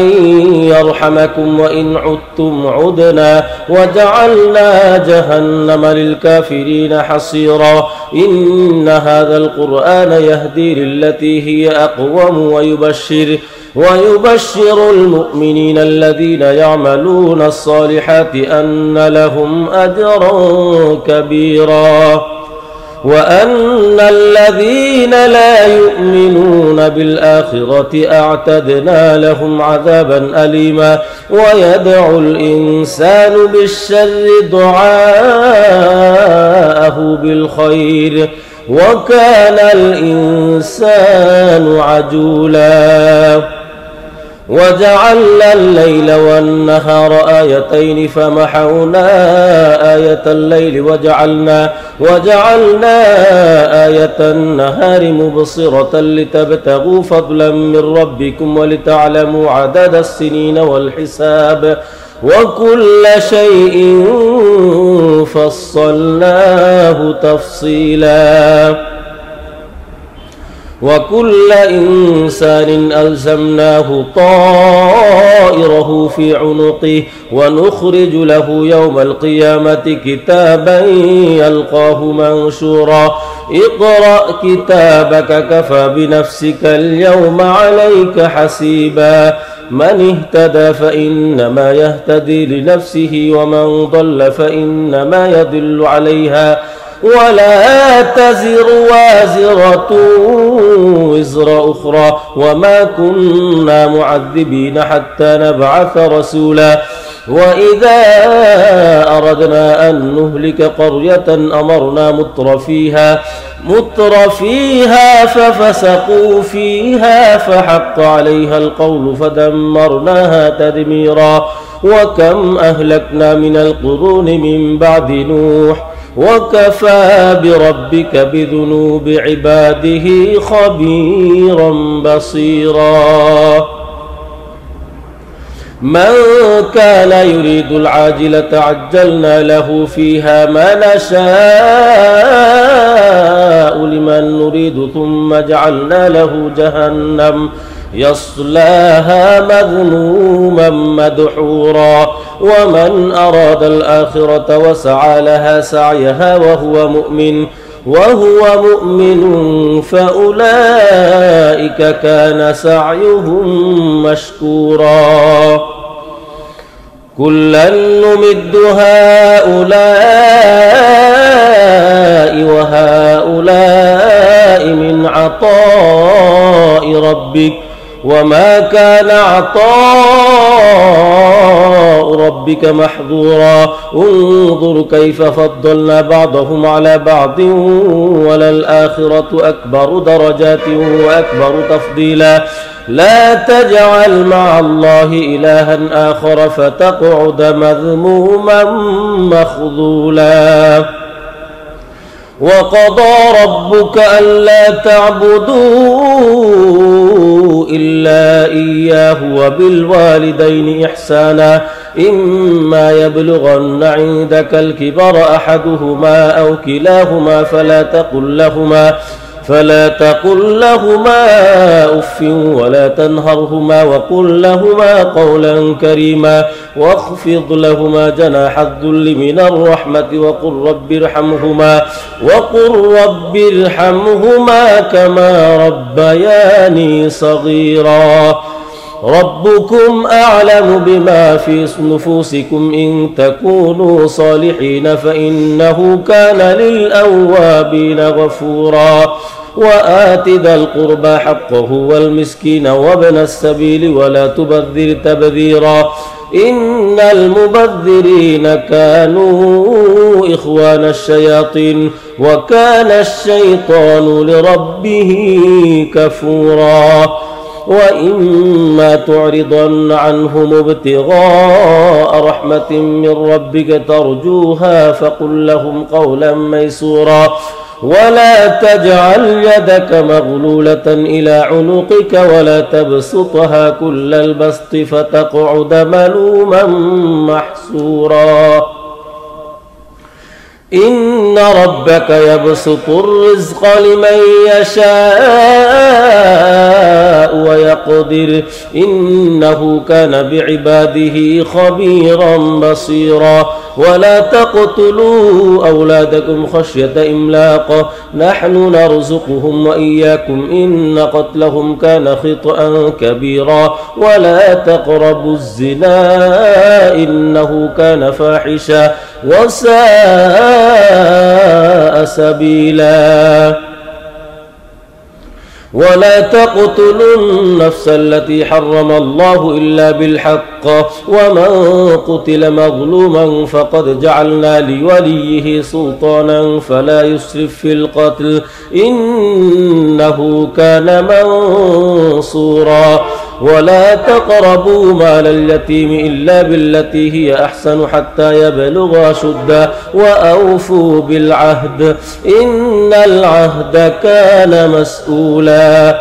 وأوفوا الكيل إذا كلتم وزنوا بالقسطاس المستقيم ذلك خير وأحسن تأويلا ولا تقف ما ليس لك به علم إن السمع والبصر والفؤاد كل أولئك كان عنه مسؤولا ولا تمش في الأرض مرحا إنك لن تخرق الأرض ولن تبلغ الجبال طولا كل ذلك كان سيئه عند ربك مكروها ذلك مما أوحى إليك ربك من الحكمة ولا تجعل مع الله إلها آخر فتلقى في جهنم ملوما مدحورا أفأصفاكم ربكم بالبنين واتخذ من الملائكة إناثا إنكم لتقولون قولا عظيما ولقد صرفنا في هذا القرآن ليذكروا وما يزيدهم إلا نفورا قل لو كان معه آلهة كما يقولون إذا لابتغوا إلى ذي العرش سبيلا سبحانه وتعالى عما يقولون علوا كبيرا تسبح له السماوات السبع والأرض ومن فيهن وإن من شيء إلا يسبح بحمده ولكن لا تفقهون تسبيحهم إنه كان حليما غفورا وإذا قرأت القرآن جعلنا بينك وبين الذين لا يؤمنون بالآخرة حجابا مستورا وجعلنا على قلوبهم أكنة أن يفقهوه وفي آذانهم وقرا وإذا ذكرت ربك في القرآن وحده ولوا على أدبارهم نفورا نحن أعلم بما يستمعون به إذ يستمعون إليك وإذ هم نجوى إذ يقول الظالمون إن تتبعون إلا رجلا مسحورا انظر كيف ضربوا لك الأمثال فضلوا فلا يستطيعون سبيلا وقالوا أئذا كنا عظاما ورفاتا أئنا لمبعوثون خلقا جديدا قل كونوا حجارة أو حديدا أو خلقا مما يكبر في صدوركم فسيقولون من يعيدنا قل الذي فطركم أول مرة فسينغضون إليك رؤوسهم ويقولون متاه قل عسى أن يكون قريبا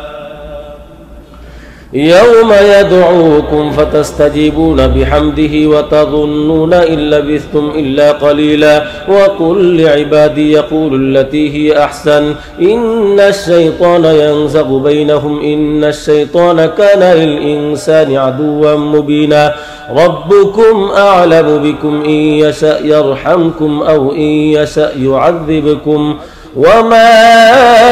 أرسلناك عليهم وكيلا وربك أعلم بمن في السماوات والأرض ولقد فضلنا بعض النبيين على بعض وآتينا داود زبورا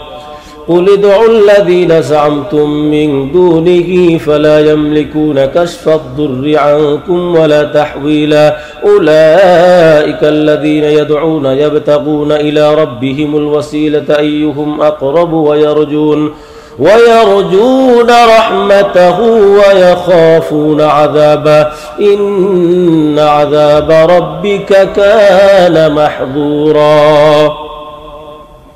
وإن من قرية إلا نحن مهلكوها قبل يوم القيامة أو معذبوها عذابا شديدا كان ذلك في الكتاب مستورا وما منعنا أن نرسل بالآيات إلا أن كذب بها الأولون وآتينا ثمود الناقة مبصرة فظلموا بها وما نرسل بالآيات إلا تخويفا وإذ قلنا لك إن ربك أحاط بالناس وما جعلنا الرؤيا التي أريناك إلا فتنة للناس والشجرة الملعونة في القرآن ونخوفهم فما يزيدهم إلا طغيانا كبيرا وإذ قلنا للملائكة اسجدوا لآدم فسجدوا إلا إبليس قال أأسجد لمن خلقت طينا قال أرأيتك هذا الذي كرمت علي لئن أخرتني إلى يوم القيامة لأحتنكن ذريته إلا قليلا قال اذهب فمن تبعك منهم فإن جهنم جزاؤكم جزاء موفورا واستفزز من استطعت منهم بصوتك وأجلب عليهم بخيلك ورجلك وشاركهم في الأموال والأولاد وعدهم وما يعدهم الشيطان إلا غرورا إن عبادي ليس لك عليهم سلطان وكفى بربك وكيلا ربكم الذي يزجي لكم الفلك في البحر لتبتغوا من فضله إنه كان بكم رحيما وإذا مسكم الضر في البحر ضل من تدعون إلا إياه فلما نجاكم إلى البر أعرضتم وكان الإنسان كفورا أفأمنتم أن يخسف بكم جانب البر أو يرسل عليكم حاصبا ثم لا تجدوا لكم وكيلا أم أمنتم أن يعيدكم فيه تارة أخرى فيرسل عليكم قاصفا من الريح فيغرقكم بما كفرتم ثم لا تجدوا لكم علينا به تبيعا ولقد كرمنا بني آدم وحملناهم في البر والبحر ورزقناهم من الطيبات وفضلناهم على كثير ممن خلقنا تفضيلا يوم ندعو كل أناس بإمامهم فمن أوتي كتابه بيمينه فأولئك يقرؤون كتابهم ولا يظلمون فتيلا ومن كان في هذه أعمى فهو في الآخرة أعمى وأضل سبيلا وإن كادوا ليفتنونك عن الذي أوحينا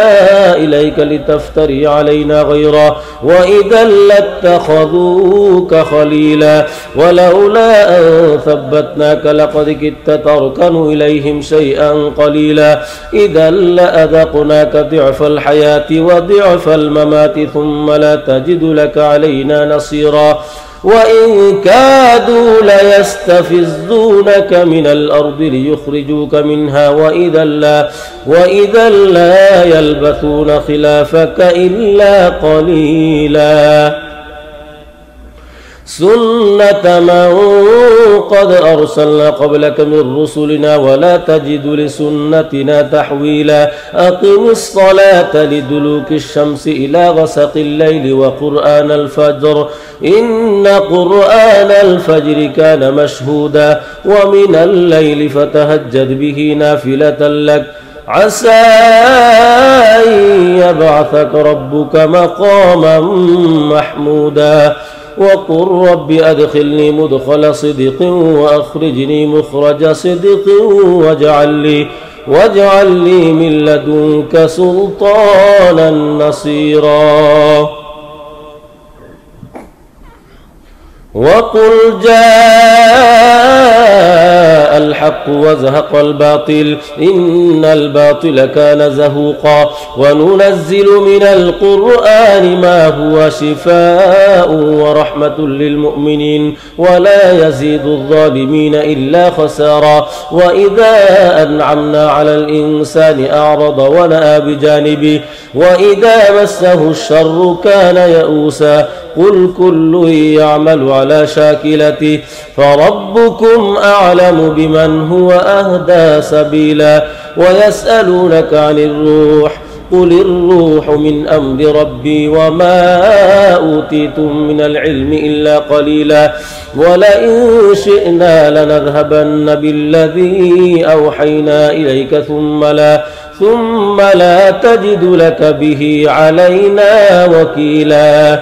إلا رحمة من ربك إن فضله كان عليك كبيرا قل لئن اجتمعت الإنس والجن على أن يأتوا بمثل هذا القرآن لا يأتون بمثله ولو كان بعضهم لبعض ظهيرا ولقد صرفنا للناس في هذا القرآن من كل مثل فأبى أكثر الناس إلا كفورا وقالوا لن نؤمن لك حتى تفجر لنا من الأرض ينبوعا أو تكون لك جنة من نخيل وعنب فتفجر الأنهار خلالها تفجيرا أو تسقط السماء كما زعمت علينا كسفا أو تأتي بالله والملائكة قبيلا أو يكون لك بيت من زخرف أو ترقى في السماء ولن نؤمن لرقيك حتى تنزل علينا كتابا نقرأ قل سبحان ربي هل كنت إلا بشرا رسولا وما منع الناس أن يؤمنوا إذ جاءهم الهدى إلا أن قالوا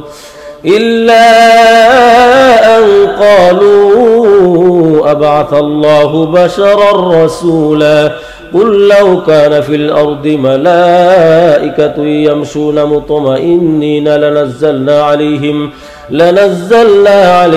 من السماء ملكا رسولا قل كفى بالله شهيدا بيني وبينكم إنه كان بعباده خبيرا بصيرا من يهد الله فهو المهتد ومن يضلل فلن تجد لهم أولياء من دونه ونحشرهم يوم القيامة على وجوههم عميا وبكما وصما مأواهم جهنم كلما خبت زدناهم سعيرا ذلك جزاؤهم بأنهم كفروا بآياتنا وقالوا أئذا كنا عظاما ورفاتا أئنا لمبعوثون خلقا جديدا أولم يروا أن الله الذي خلق السماوات والأرض قادر على أن يخلق مثلهم وجعل لهم أجلا لا ريب فيه فأبى الظالمون إلا كفورا قل لو أنتم تملكون خزائن رحمة ربي إذا لأمسكتم خشية الإنفاق وكان الإنسان قتورا ولقد آتينا موسى 9 آيات بينات فاسأل بني إسرائيل إذ جاءهم فقال له فرعون إني لأظنك يا موسى مسحورا قال لقد علمت ما أنزل هؤلاء إلا رب السماوات والأرض بصائر وإني لأظنك يا فرعون مثبورا فأراد أن يستفزهم من الأرض فأغرقناه ومن معه جميعا وقلنا من بعده لبني إسرائيل اسكنوا الأرض فإذا جاء وعد الآخرة جئنا بكم لفيفا وبالحق أنزلناه وبالحق نزل وما أرسلناك إلا مبشرا ونذيرا وقرآنا فرقناه لتقرأه على الناس على مكث ونزلناه تنزيلا قل آمنوا به أو لا تؤمنوا إن الذين أوتوا العلم من قبله إذا يتلى عليهم يخرون للأذقان سجدا ويقولون سبحان ربنا إن كان وعد ربنا لمفعولا ويخرون للأذقان يبكون ويزيدهم خشوعا قل ادعوا الله أو ادعوا الرحمن أيما تدعوا فله الأسماء الحسنى ولا تجهر بصلاتك ولا تخافت بها وابتغ بين ذلك سبيلا وقل الحمد لله الذي لم يتخذ ولدا ولم يكن له شريك في الملك ولم يكن له ولي من الذل وكبره تكبيرا بسم الله الرحمن الرحيم الحمد لله الذي أنزل على عبده الكتاب ولم يجعل له عوجا قيما لينذر بأسا شديدا من لدنه ويبشر المؤمنين الذين يعملون الصالحات أن لهم أجرا حسنا ماكثين فيه أبدا وينذر الذين قالوا اتخذ الله ولدا ما لهم به من علم ولا لآبائهم كبرت كلمة تخرج من أفواههم إن يقولون إلا كذبا فلعلك باخع نفسك على آثارهم إن لم يؤمنوا بهذا الحديث أسفا إنا جعلنا ما على الأرض زينة لها لنبلوهم أيهم أحسن عملا وإنا لجاعلون ما عليها صعيدا جرزا أم حسبت أن أصحاب الكهف والرقيم كانوا من آياتنا عجبا إذ أوى الفتية إلى الكهف فقالوا ربنا آتنا من لدنك رحمة وهيئ لنا من أمرنا رشدا فضربنا على آذانهم في الكهف سنين عددا ثم بعثناهم لنعلم أي الحزبين أحصى لما لبثوا أمدا نحن نقص عليك نبأهم بالحق إنهم فتية آمنوا بربهم وزدناهم هدى وربطنا على قلوبهم إذ قاموا فقالوا ربنا رب السماوات والأرض لن ندعو من دونه إلها لقد قلنا إذا شططا هؤلاء قوم اتخذوا من دونه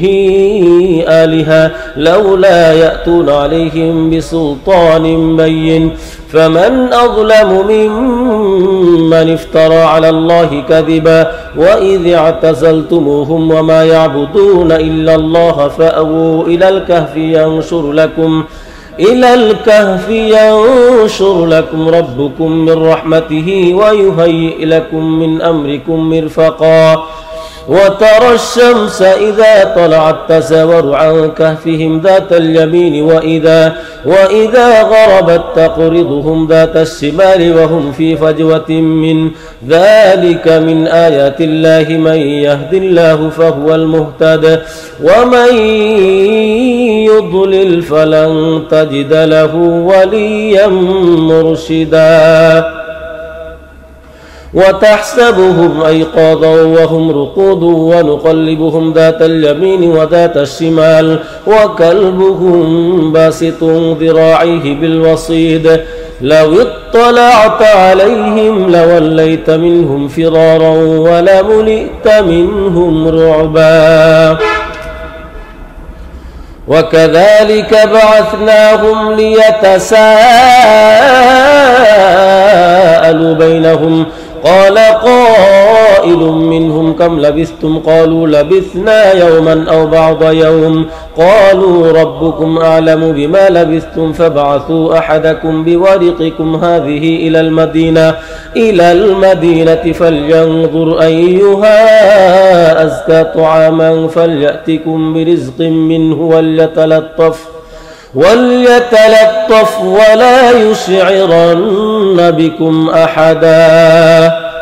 إنهم إن يظهروا عليكم يرجموكم أو يعيدوكم في ملتهم ولن تفلحوا إذا أبدا وكذلك أعثرنا عليهم ليعلموا أن وعد الله حق وأن الساعة لا ريب فيها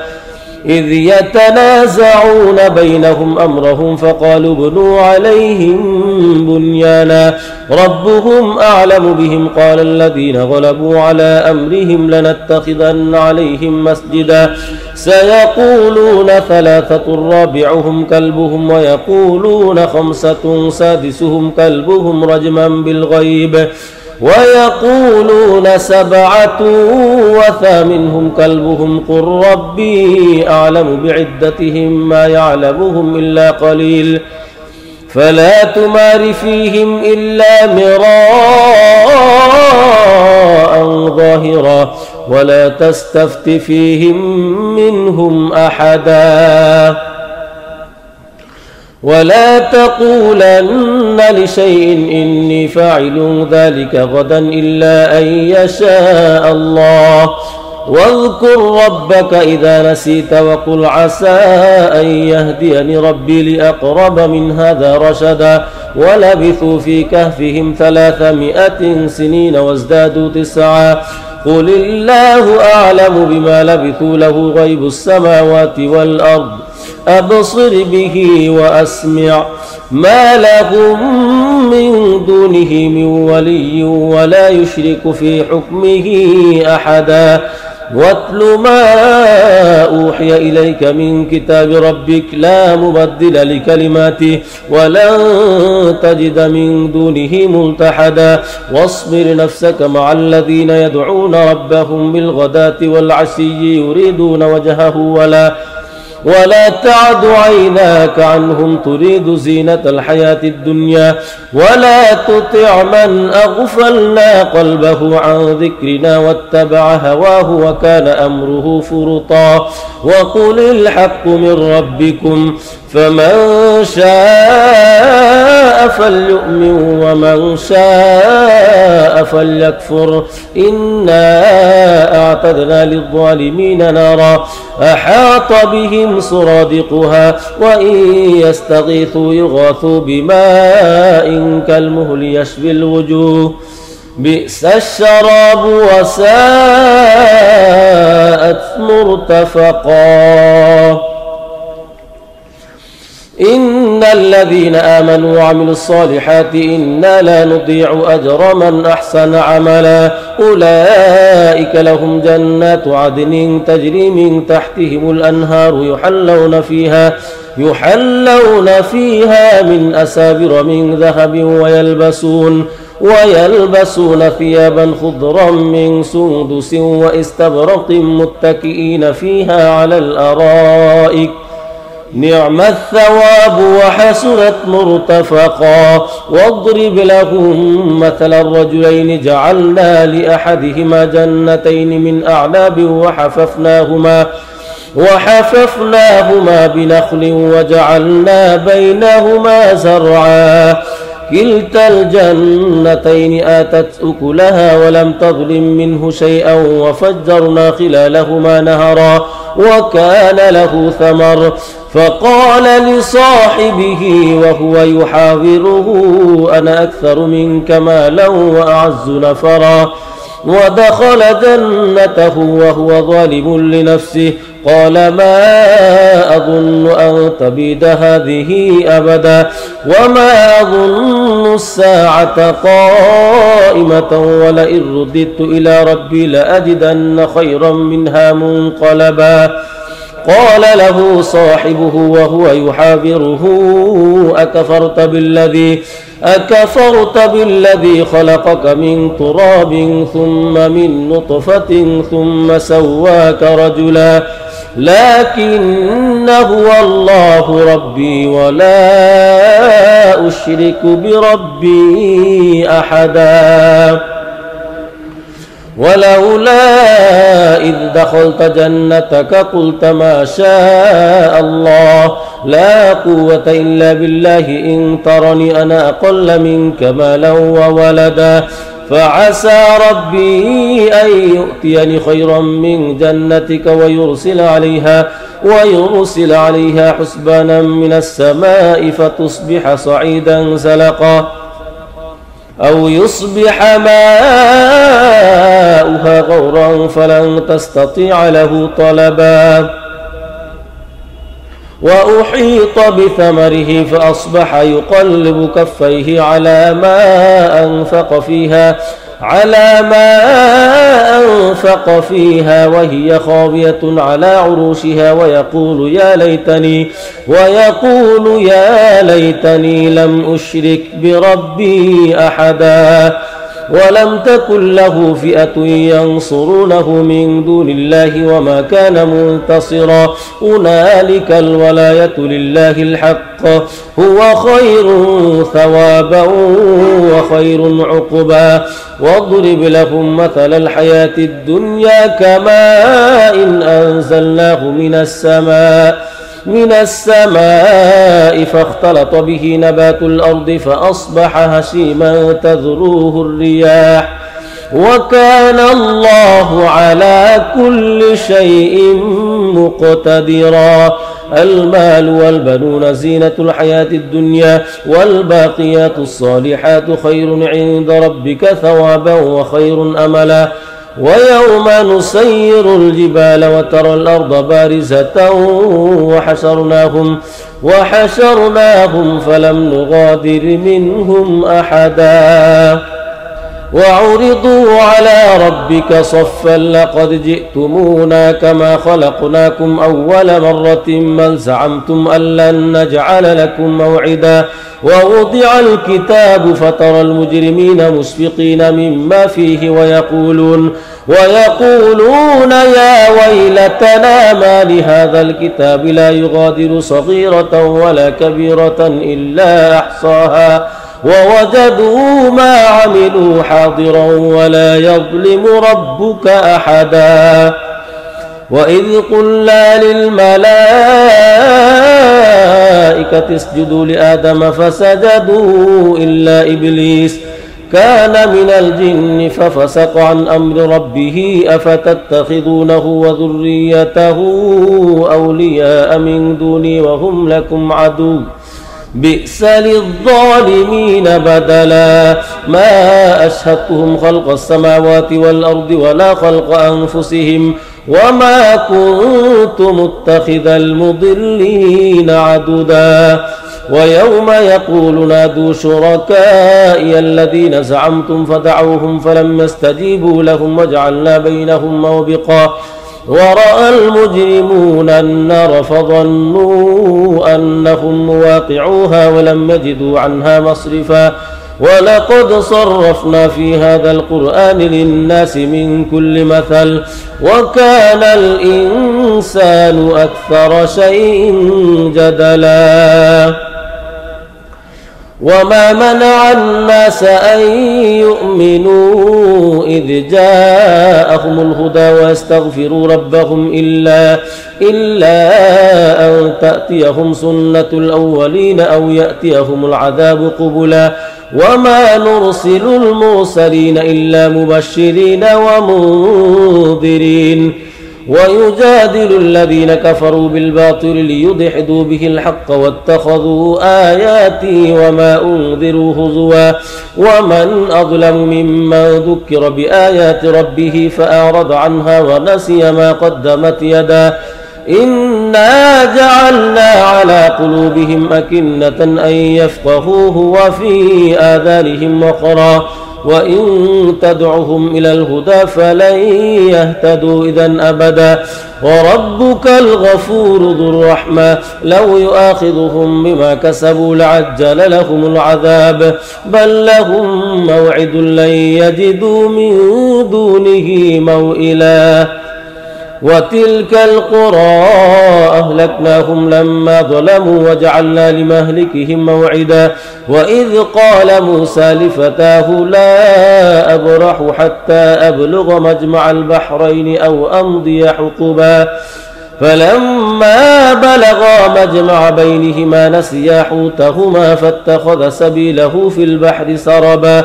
فلما جاوزا قال لفتاه آتنا غداءنا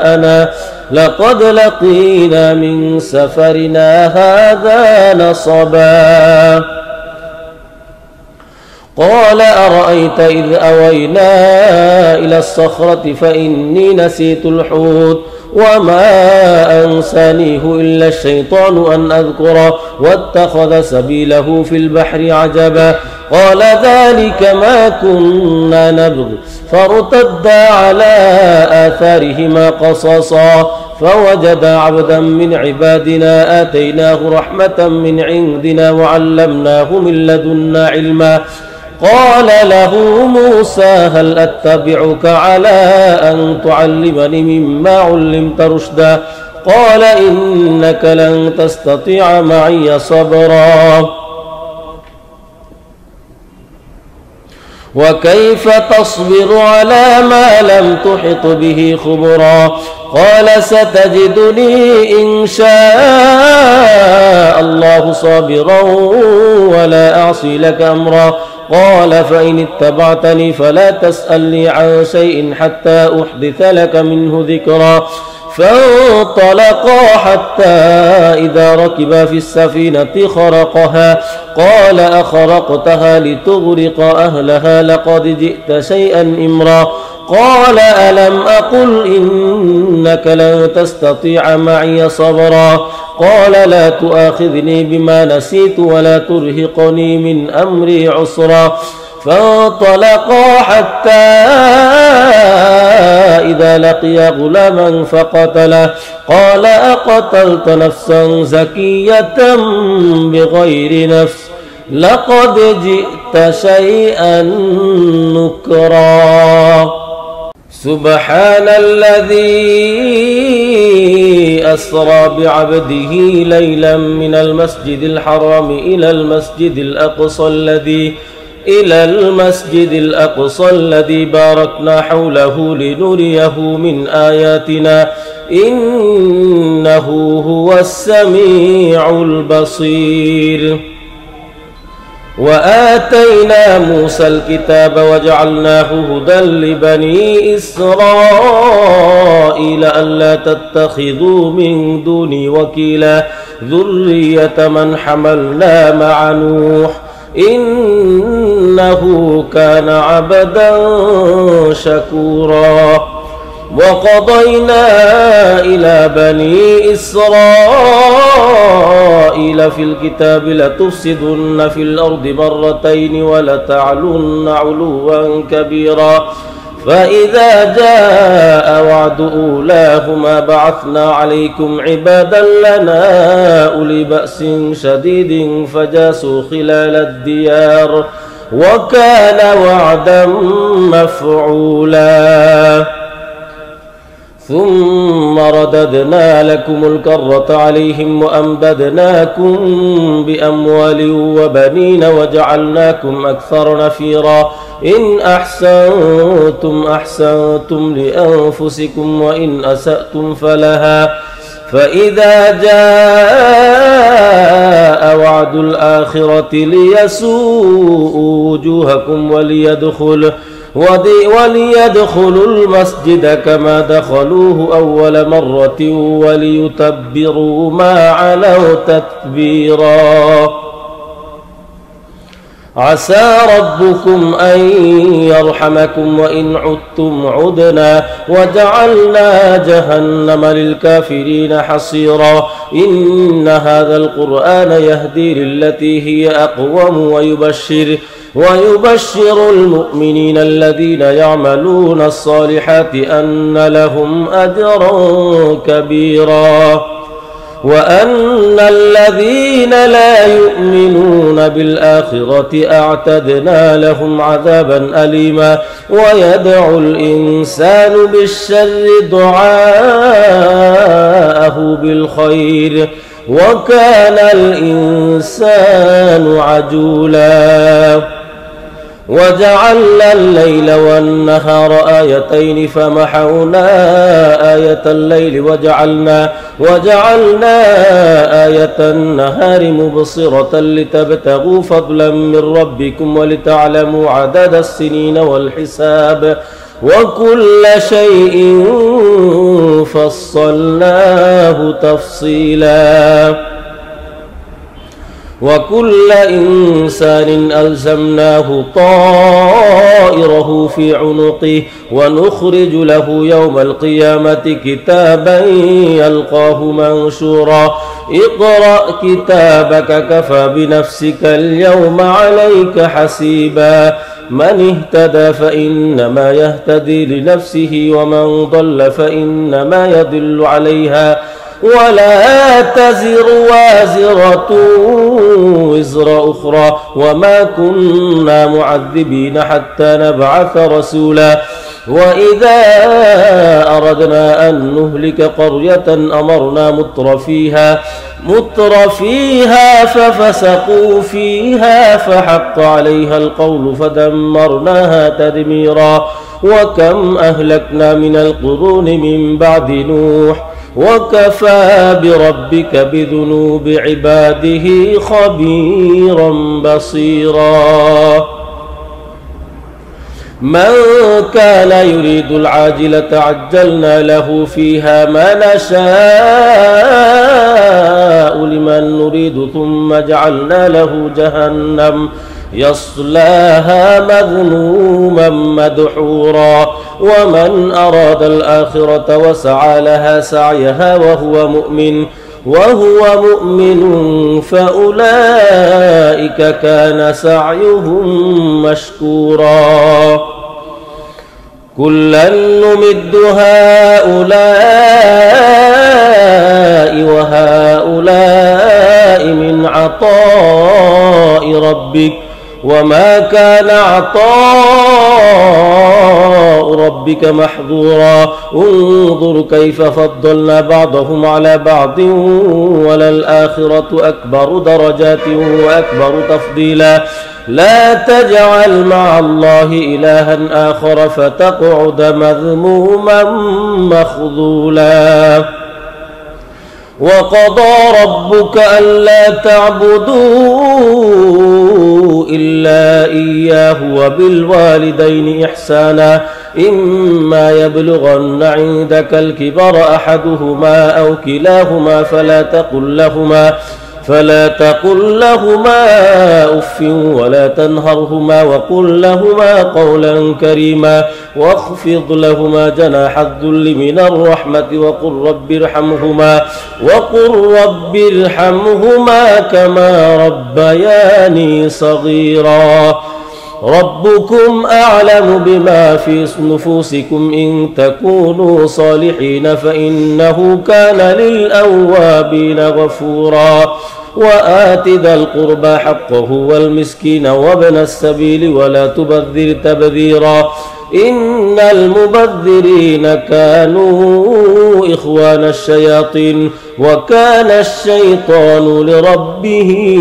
كفورا وإما تعرضن عنهم ابتغاء رحمة من ربك ترجوها فقل لهم قولا ميسورا ولا تجعل يدك مغلولة إلى عنقك ولا تبسطها كل البسط فتقعد ملوما محسورا إن ربك يبسط الرزق لمن يشاء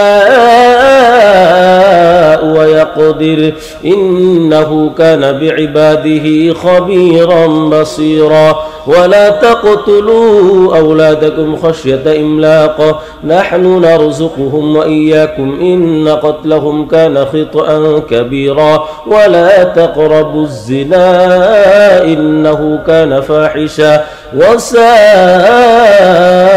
سبيلا ولا تقتلوا النفس التي حرم الله إلا بالحق ومن قتل مظلوما فقد جعلنا لوليه سلطانا فلا يسرف في القتل إنه كان منصورا ولا تقربوا مال اليتيم إلا بالتي هي أحسن حتى يبلغ أشده وأوفوا بالعهد إن العهد كان مسؤولا وأوفوا الكيل إذا كلتم وزنوا بالقسطاس المستقيم ذلك خير وأحسن تأويلا ولا تقف ما ليس لك به علم إن السمع والبصر والفؤاد كل أولئك كان عنه مسؤولا ولا تمش في الأرض مرحا إنك لن تخرق الأرض ولن تبلغ الجبال طولا كل ذلك كان سيئه عند ربك مكروها ذلك مما أوحى إليك ربك من الحكمة ولا تجعل مع الله إلها آخر فتلقى في جهنم ملوما مدحورا أفأصفاكم ربكم بالبنين واتخذ من الملائكة إناثا إنكم لتقولون قولا عظيما ولقد صرفنا في هذا القرآن ليذكروا وما يزيدهم إلا نفورا قل لو كان معه آلهة كما يقولون إذا لابتغوا إلى ذي العرش سبيلا سبحانه وتعالى عما يقولون علوا كبيرا تسبح له السماوات السبع والأرض ومن فيهن وإن من شيء إلا يسبح بحمده ولكن لا تفقهون تسبيحهم إنه كان حليما غفورا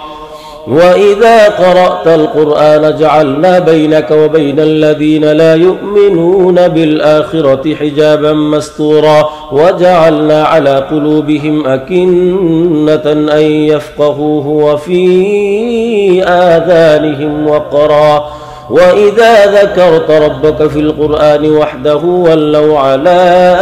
أدبارهم نفورا نحن أعلم بما يستمعون به إذ يستمعون إليك وإذ هم نجوى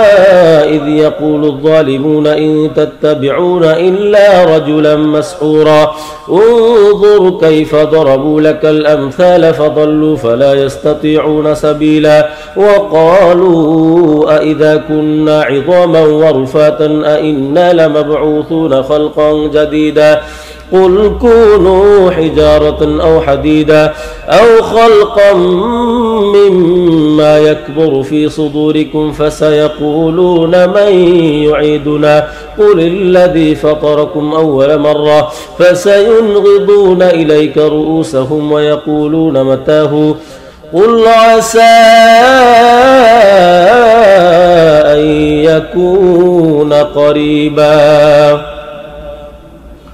يوم يدعوكم فتستجيبون بحمده وتظنون إن لبثتم إلا قليلا وقل لعبادي يقول التي هي أحسن إن الشيطان ينزغ بينهم إن الشيطان كان للإنسان عدوا مبينا ربكم أعلم بكم إن يشأ يرحمكم أو إن يشأ يعذبكم وما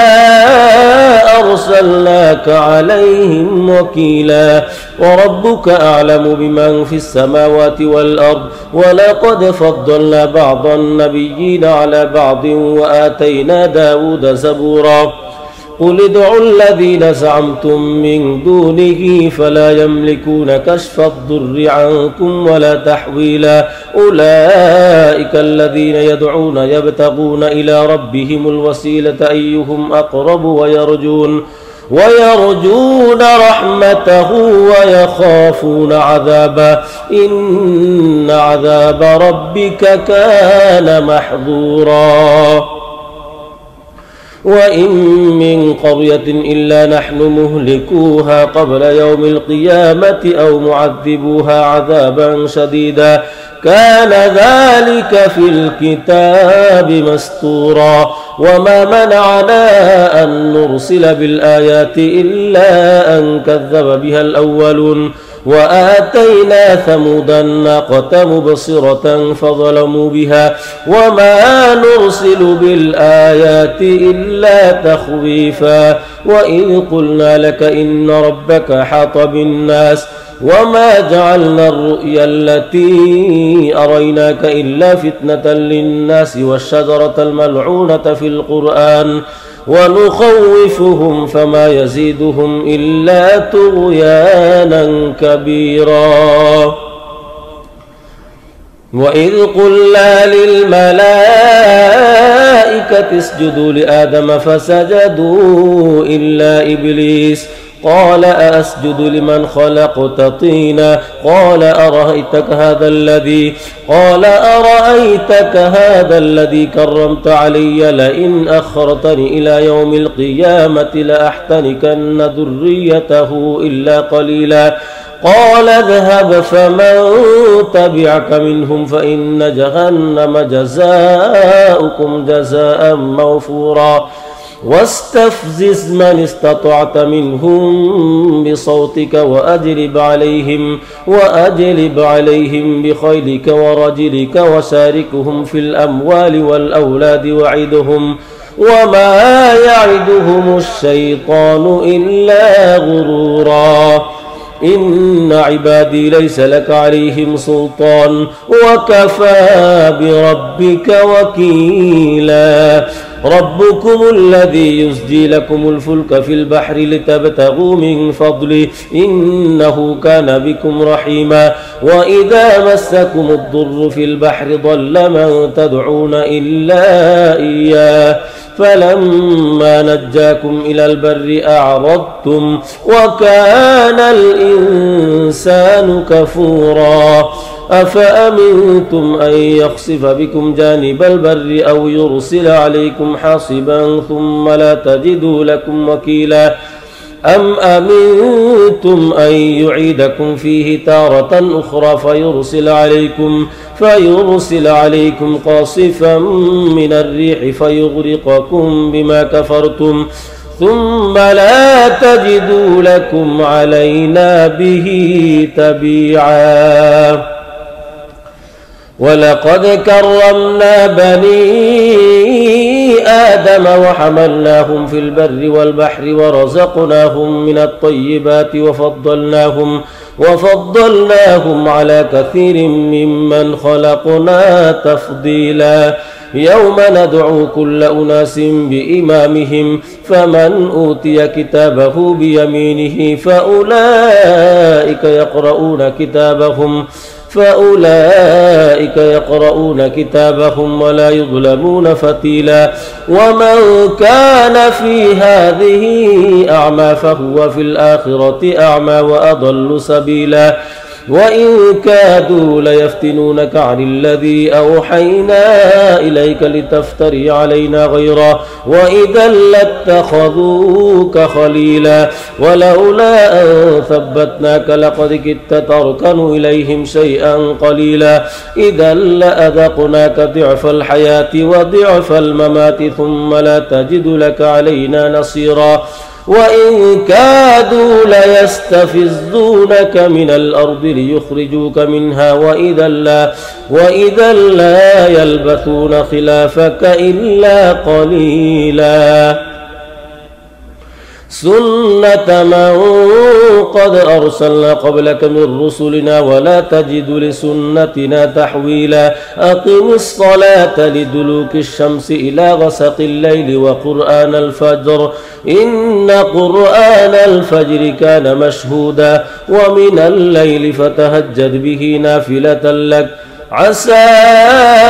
أن يبعثك ربك مقاما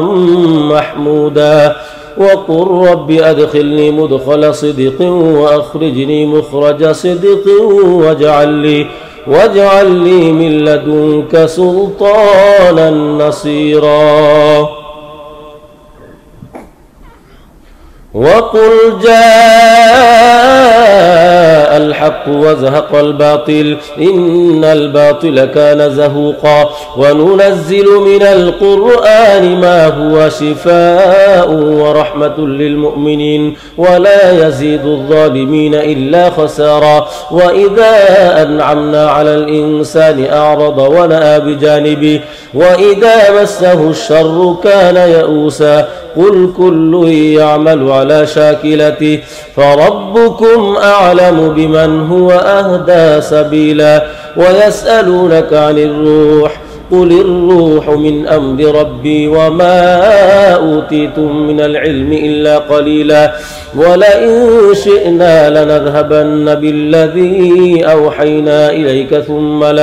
ثم لا تجد لك به علينا وكيلا إلا رحمة من ربك إن فضله كان عليك كبيرا قل لئن اجتمعت الإنس والجن على أن يأتوا بمثل هذا القرآن لا يأتون بمثله ولو كان بعضهم لبعض ظهيرا ولقد صرفنا للناس في هذا القرآن من كل مثل فأبى أكثر الناس إلا كفورا وقالوا لن نؤمن لك حتى تفجر لنا من الأرض ينبوعا أو تكون لك جنة من نخيل وعنب فتفجر الأنهار خلالها تفجيرا أو تسقط السماء كما زعمت علينا كسفا أو تأتي بالله والملائكة قبيلا أو يكون لك بيت من زخرف أو ترقى في السماء ولن نؤمن لرقيك حتى تنزل علينا كتابا نقرأ قل سبحان ربي هل كنت إلا بشرا رسولا وما منع الناس أن يؤمنوا إذ جاءهم الهدى إلا أن قالوا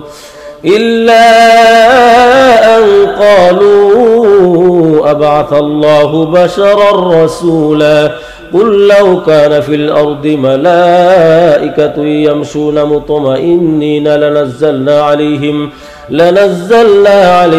من السماء ملكا رسولا قل كفى بالله شهيدا بيني وبينكم إنه كان بعباده خبيرا بصيرا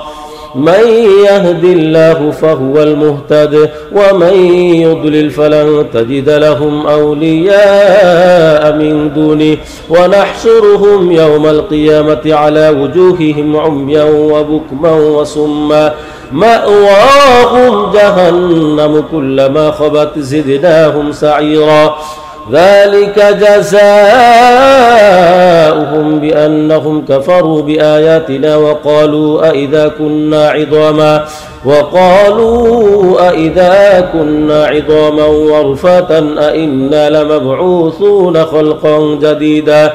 أولم يروا أن الله الذي خلق السماوات والأرض قادر على أن يخلق مثلهم وجعل لهم أجلا لا ريب فيه فأبى الظالمون إلا كفورا قل لو أنتم تملكون خزائن رحمة ربي إذا لأمسكتم خشية الإنفاق وكان الإنسان قتورا ولقد آتينا موسى 9 آيات بينات فاسأل بني إسرائيل إذ جاءهم فقال له فرعون إني لأظنك يا موسى مسحورا قال لقد علمت ما أنزل هؤلاء إلا رب السماوات والأرض بصائر وإني لأظنك يا فرعون مثبورا فأراد أن يستفزهم من الأرض فأغرقناه ومن معه جميعا وقلنا من بعده لبني إسرائيل اسكنوا الأرض فإذا جاء وعد الآخرة جئنا بكم لفيفا وبالحق أنزلناه وبالحق نزل وما أرسلناك إلا مبشرا ونذيرا وقرآنا فرقناه لتقرأه على الناس على مكث ونزلناه تنزيلا قل آمنوا به أو لا تؤمنوا إن الذين أوتوا العلم من قبله إذا يتلى عليهم يخرون للأذقان سجدا ويقولون سبحان ربنا إن كان وعد ربنا لمفعولا ويخرون للأذقان يبكون ويزيدهم خشوعا قل ادعوا الله أو ادعوا الرحمن أيما تدعوا فله الأسماء الحسنى ولا تجهر بصلاتك ولا تخافت بها وابتغ بين ذلك سبيلا وقل الحمد لله الذي لم يتخذ ولدا ولم يكن له شريك في الملك ولم يكن له ولي من الذل وكبره تكبيرا بسم الله الرحمن الرحيم الحمد لله الذي أنزل على عبده الكتاب ولم يجعل له عوجا قيما لينذر بأسا شديدا من لدنه ويبشر المؤمنين الذين يعملون الصالحات أن لهم أجرا حسنا ماكثين فيه أبدا وينذر الذين قالوا اتخذ الله ولدا ما لهم به من علم ولا لآبائهم كبرت كلمة تخرج من أفواههم إن يقولون إلا كذبا فلعلك باخع نفسك على آثارهم إن لم يؤمنوا بهذا الحديث أسفا إنا جعلنا ما على الأرض زينة لها لنبلوهم أيهم أحسن عملا وإنا لجاعلون ما عليها صعيدا جرزا أم حسبت أن أصحاب الكهف والرقيم كانوا من آياتنا عجبا إذ أوى الفتية إلى الكهف فقالوا ربنا آتنا من لدنك رحمة وهيئ لنا من أمرنا رشدا فضربنا على آذانهم في الكهف سنين عددا ثم بعثناهم لنعلم أي الحزبين أحصى لما لبثوا أمدا نحن نقص عليك نبأهم بالحق إنهم فتية آمنوا بربهم وزدناهم هدى وربطنا على قلوبهم إذ قاموا فقالوا ربنا رب السماوات والأرض لن ندعو من دونه إلها لقد قلنا إذا شططا هؤلاء قوم اتخذوا من دونه آلهة لولا يأتون عليهم بسلطان بين فمن أظلم ممن افترى على الله كذبا وإذ اعتزلتموهم وما يعبدون إلا الله فأووا إلى الكهف ينشر لكم ربكم من رحمته ويهيئ لكم من أمركم مرفقا وترى الشمس إذا طلعت تزاور عن كهفهم ذات اليمين وإذا غربت تقرضهم ذات الشمال وهم في فجوة من ذلك من آيات الله من يهد الله فهو المهتد ومن يضلل فلن تجد له وليا مرشدا وتحسبهم أيقاظا وهم رقود ونقلبهم ذات اليمين وذات الشمال وكلبهم باسط ذراعيه بالوصيد لو اطلعت عليهم لوليت منهم فرارا ولملئت منهم رعبا وكذلك بعثناهم ليتساءلوا بينهم قال قائل منهم كم لبثتم قالوا لبثنا يوما أو بعض يوم قالوا ربكم أعلم بما لبثتم فابعثوا أحدكم بورقكم هذه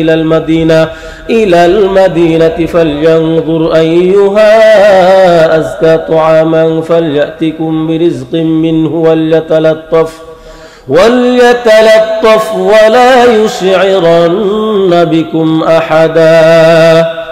إنهم إن يظهروا عليكم يرجموكم أو يعيدوكم في ملتهم ولن تفلحوا إذا أبدا وكذلك أعثرنا عليهم ليعلموا أن وعد الله حق وأن الساعة لا ريب فيها إذ يتنازعون بينهم أمرهم فقالوا ابنوا عليهم بنيانا ربهم أعلم بهم قال الذين غلبوا على أمرهم لنتخذن عليهم مسجدا سيقولون ثلاثة رابعهم كلبهم ويقولون خمسة سادسهم كلبهم رجما بالغيب ويقولون سبعة وثامنهم كلبهم قل ربي أعلم بعدتهم ما يعلمهم إلا قليل فلا تمار فيهم إلا مراء ظاهرا ولا تستفت فيهم منهم أحدا ولا تقولن لشيء إني فاعل ذلك غدا إلا أن يشاء الله واذكر ربك إذا نسيت وقل عسى أن يهديني ربي لأقرب من هذا رشدا ولبثوا في كهفهم 300 سنين وازدادوا 9 قل الله أعلم بما لبثوا له غيب السماوات والأرض أبصر به وأسمع ما لهم من دونه من ولي ولا يشرك في حكمه أحدا واتل ما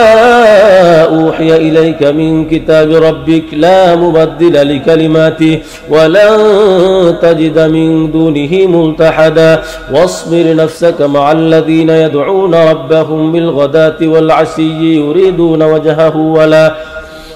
تعد عيناك عنهم تريد زينة الحياة الدنيا ولا تطع من أغفلنا قلبه عن ذكرنا واتبع هواه وكان أمره فرطا وقل الحق من ربكم فمن شاء فليؤمن ومن شاء فليكفر إنا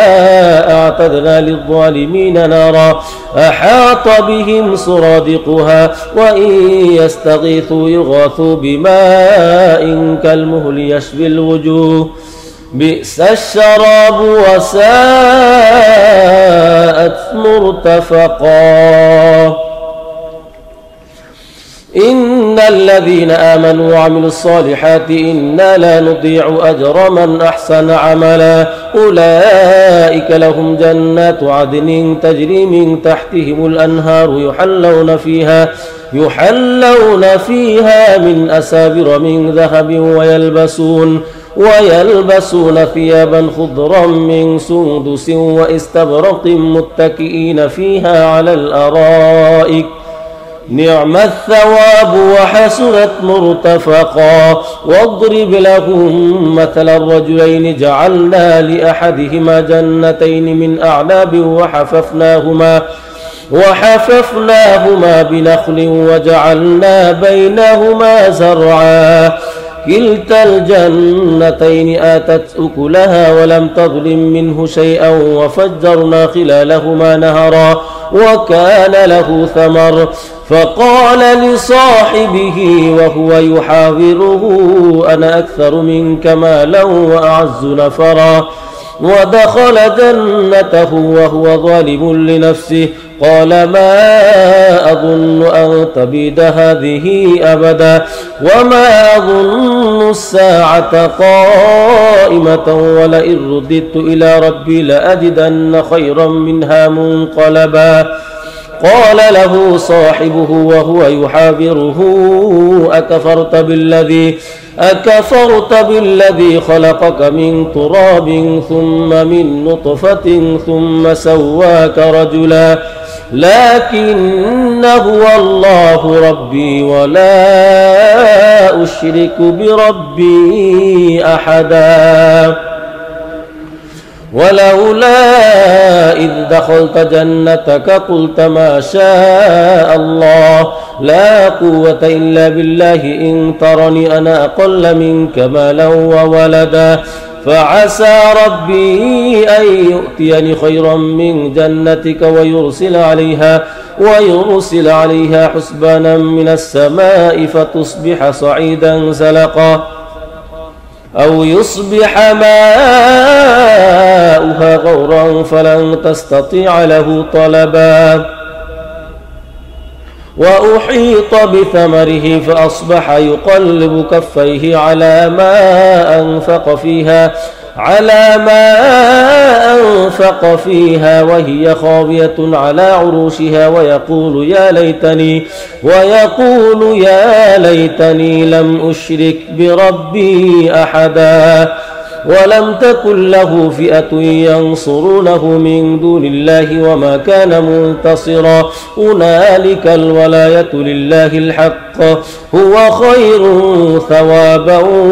وخير عقبا واضرب لهم مثل الحياة الدنيا كماء إن أنزلناه من السماء فاختلط به نبات الأرض فأصبح هشيما تذروه الرياح وكان الله على كل شيء مقتدرا المال والبنون زينة الحياة الدنيا والباقيات الصالحات خير عند ربك ثوابا وخير أملا ويوم نسير الجبال وترى الأرض بارزة وحشرناهم فلم نغادر منهم أحدا وعرضوا على ربك صفا لقد جئتمونا كما خلقناكم أول مرة بل زعمتم أن لن نجعل لكم موعدا ووضع الكتاب فترى المجرمين مشفقين مما فيه ويقولون يا ويلتنا ما لهذا الكتاب لا يغادر صغيرة ولا كبيرة إلا أحصاها ووجدوا ما عملوا حاضرا ولا يظلم ربك أحدا وإذ قلنا للملائكة اسجدوا لآدم فسجدوا إلا إبليس كان من الجن ففسق عن أمر ربه أفتتخذونه وذريته أولياء من دوني وهم لكم عدو بئس للظالمين بدلا ما أشهدتهم خلق السماوات والأرض ولا خلق أنفسهم وما كنت متخذ المضلين عددا ويوم يقول نادوا شركائي الذين زعمتم فدعوهم فلم يستجيبوا لهم وجعلنا بينهم موبقا ورأى المجرمون النار فظنوا أنهم مواقعوها ولم يجدوا عنها مصرفا ولقد صرفنا في هذا القرآن للناس من كل مثل وكان الإنسان أكثر شيء جدلا.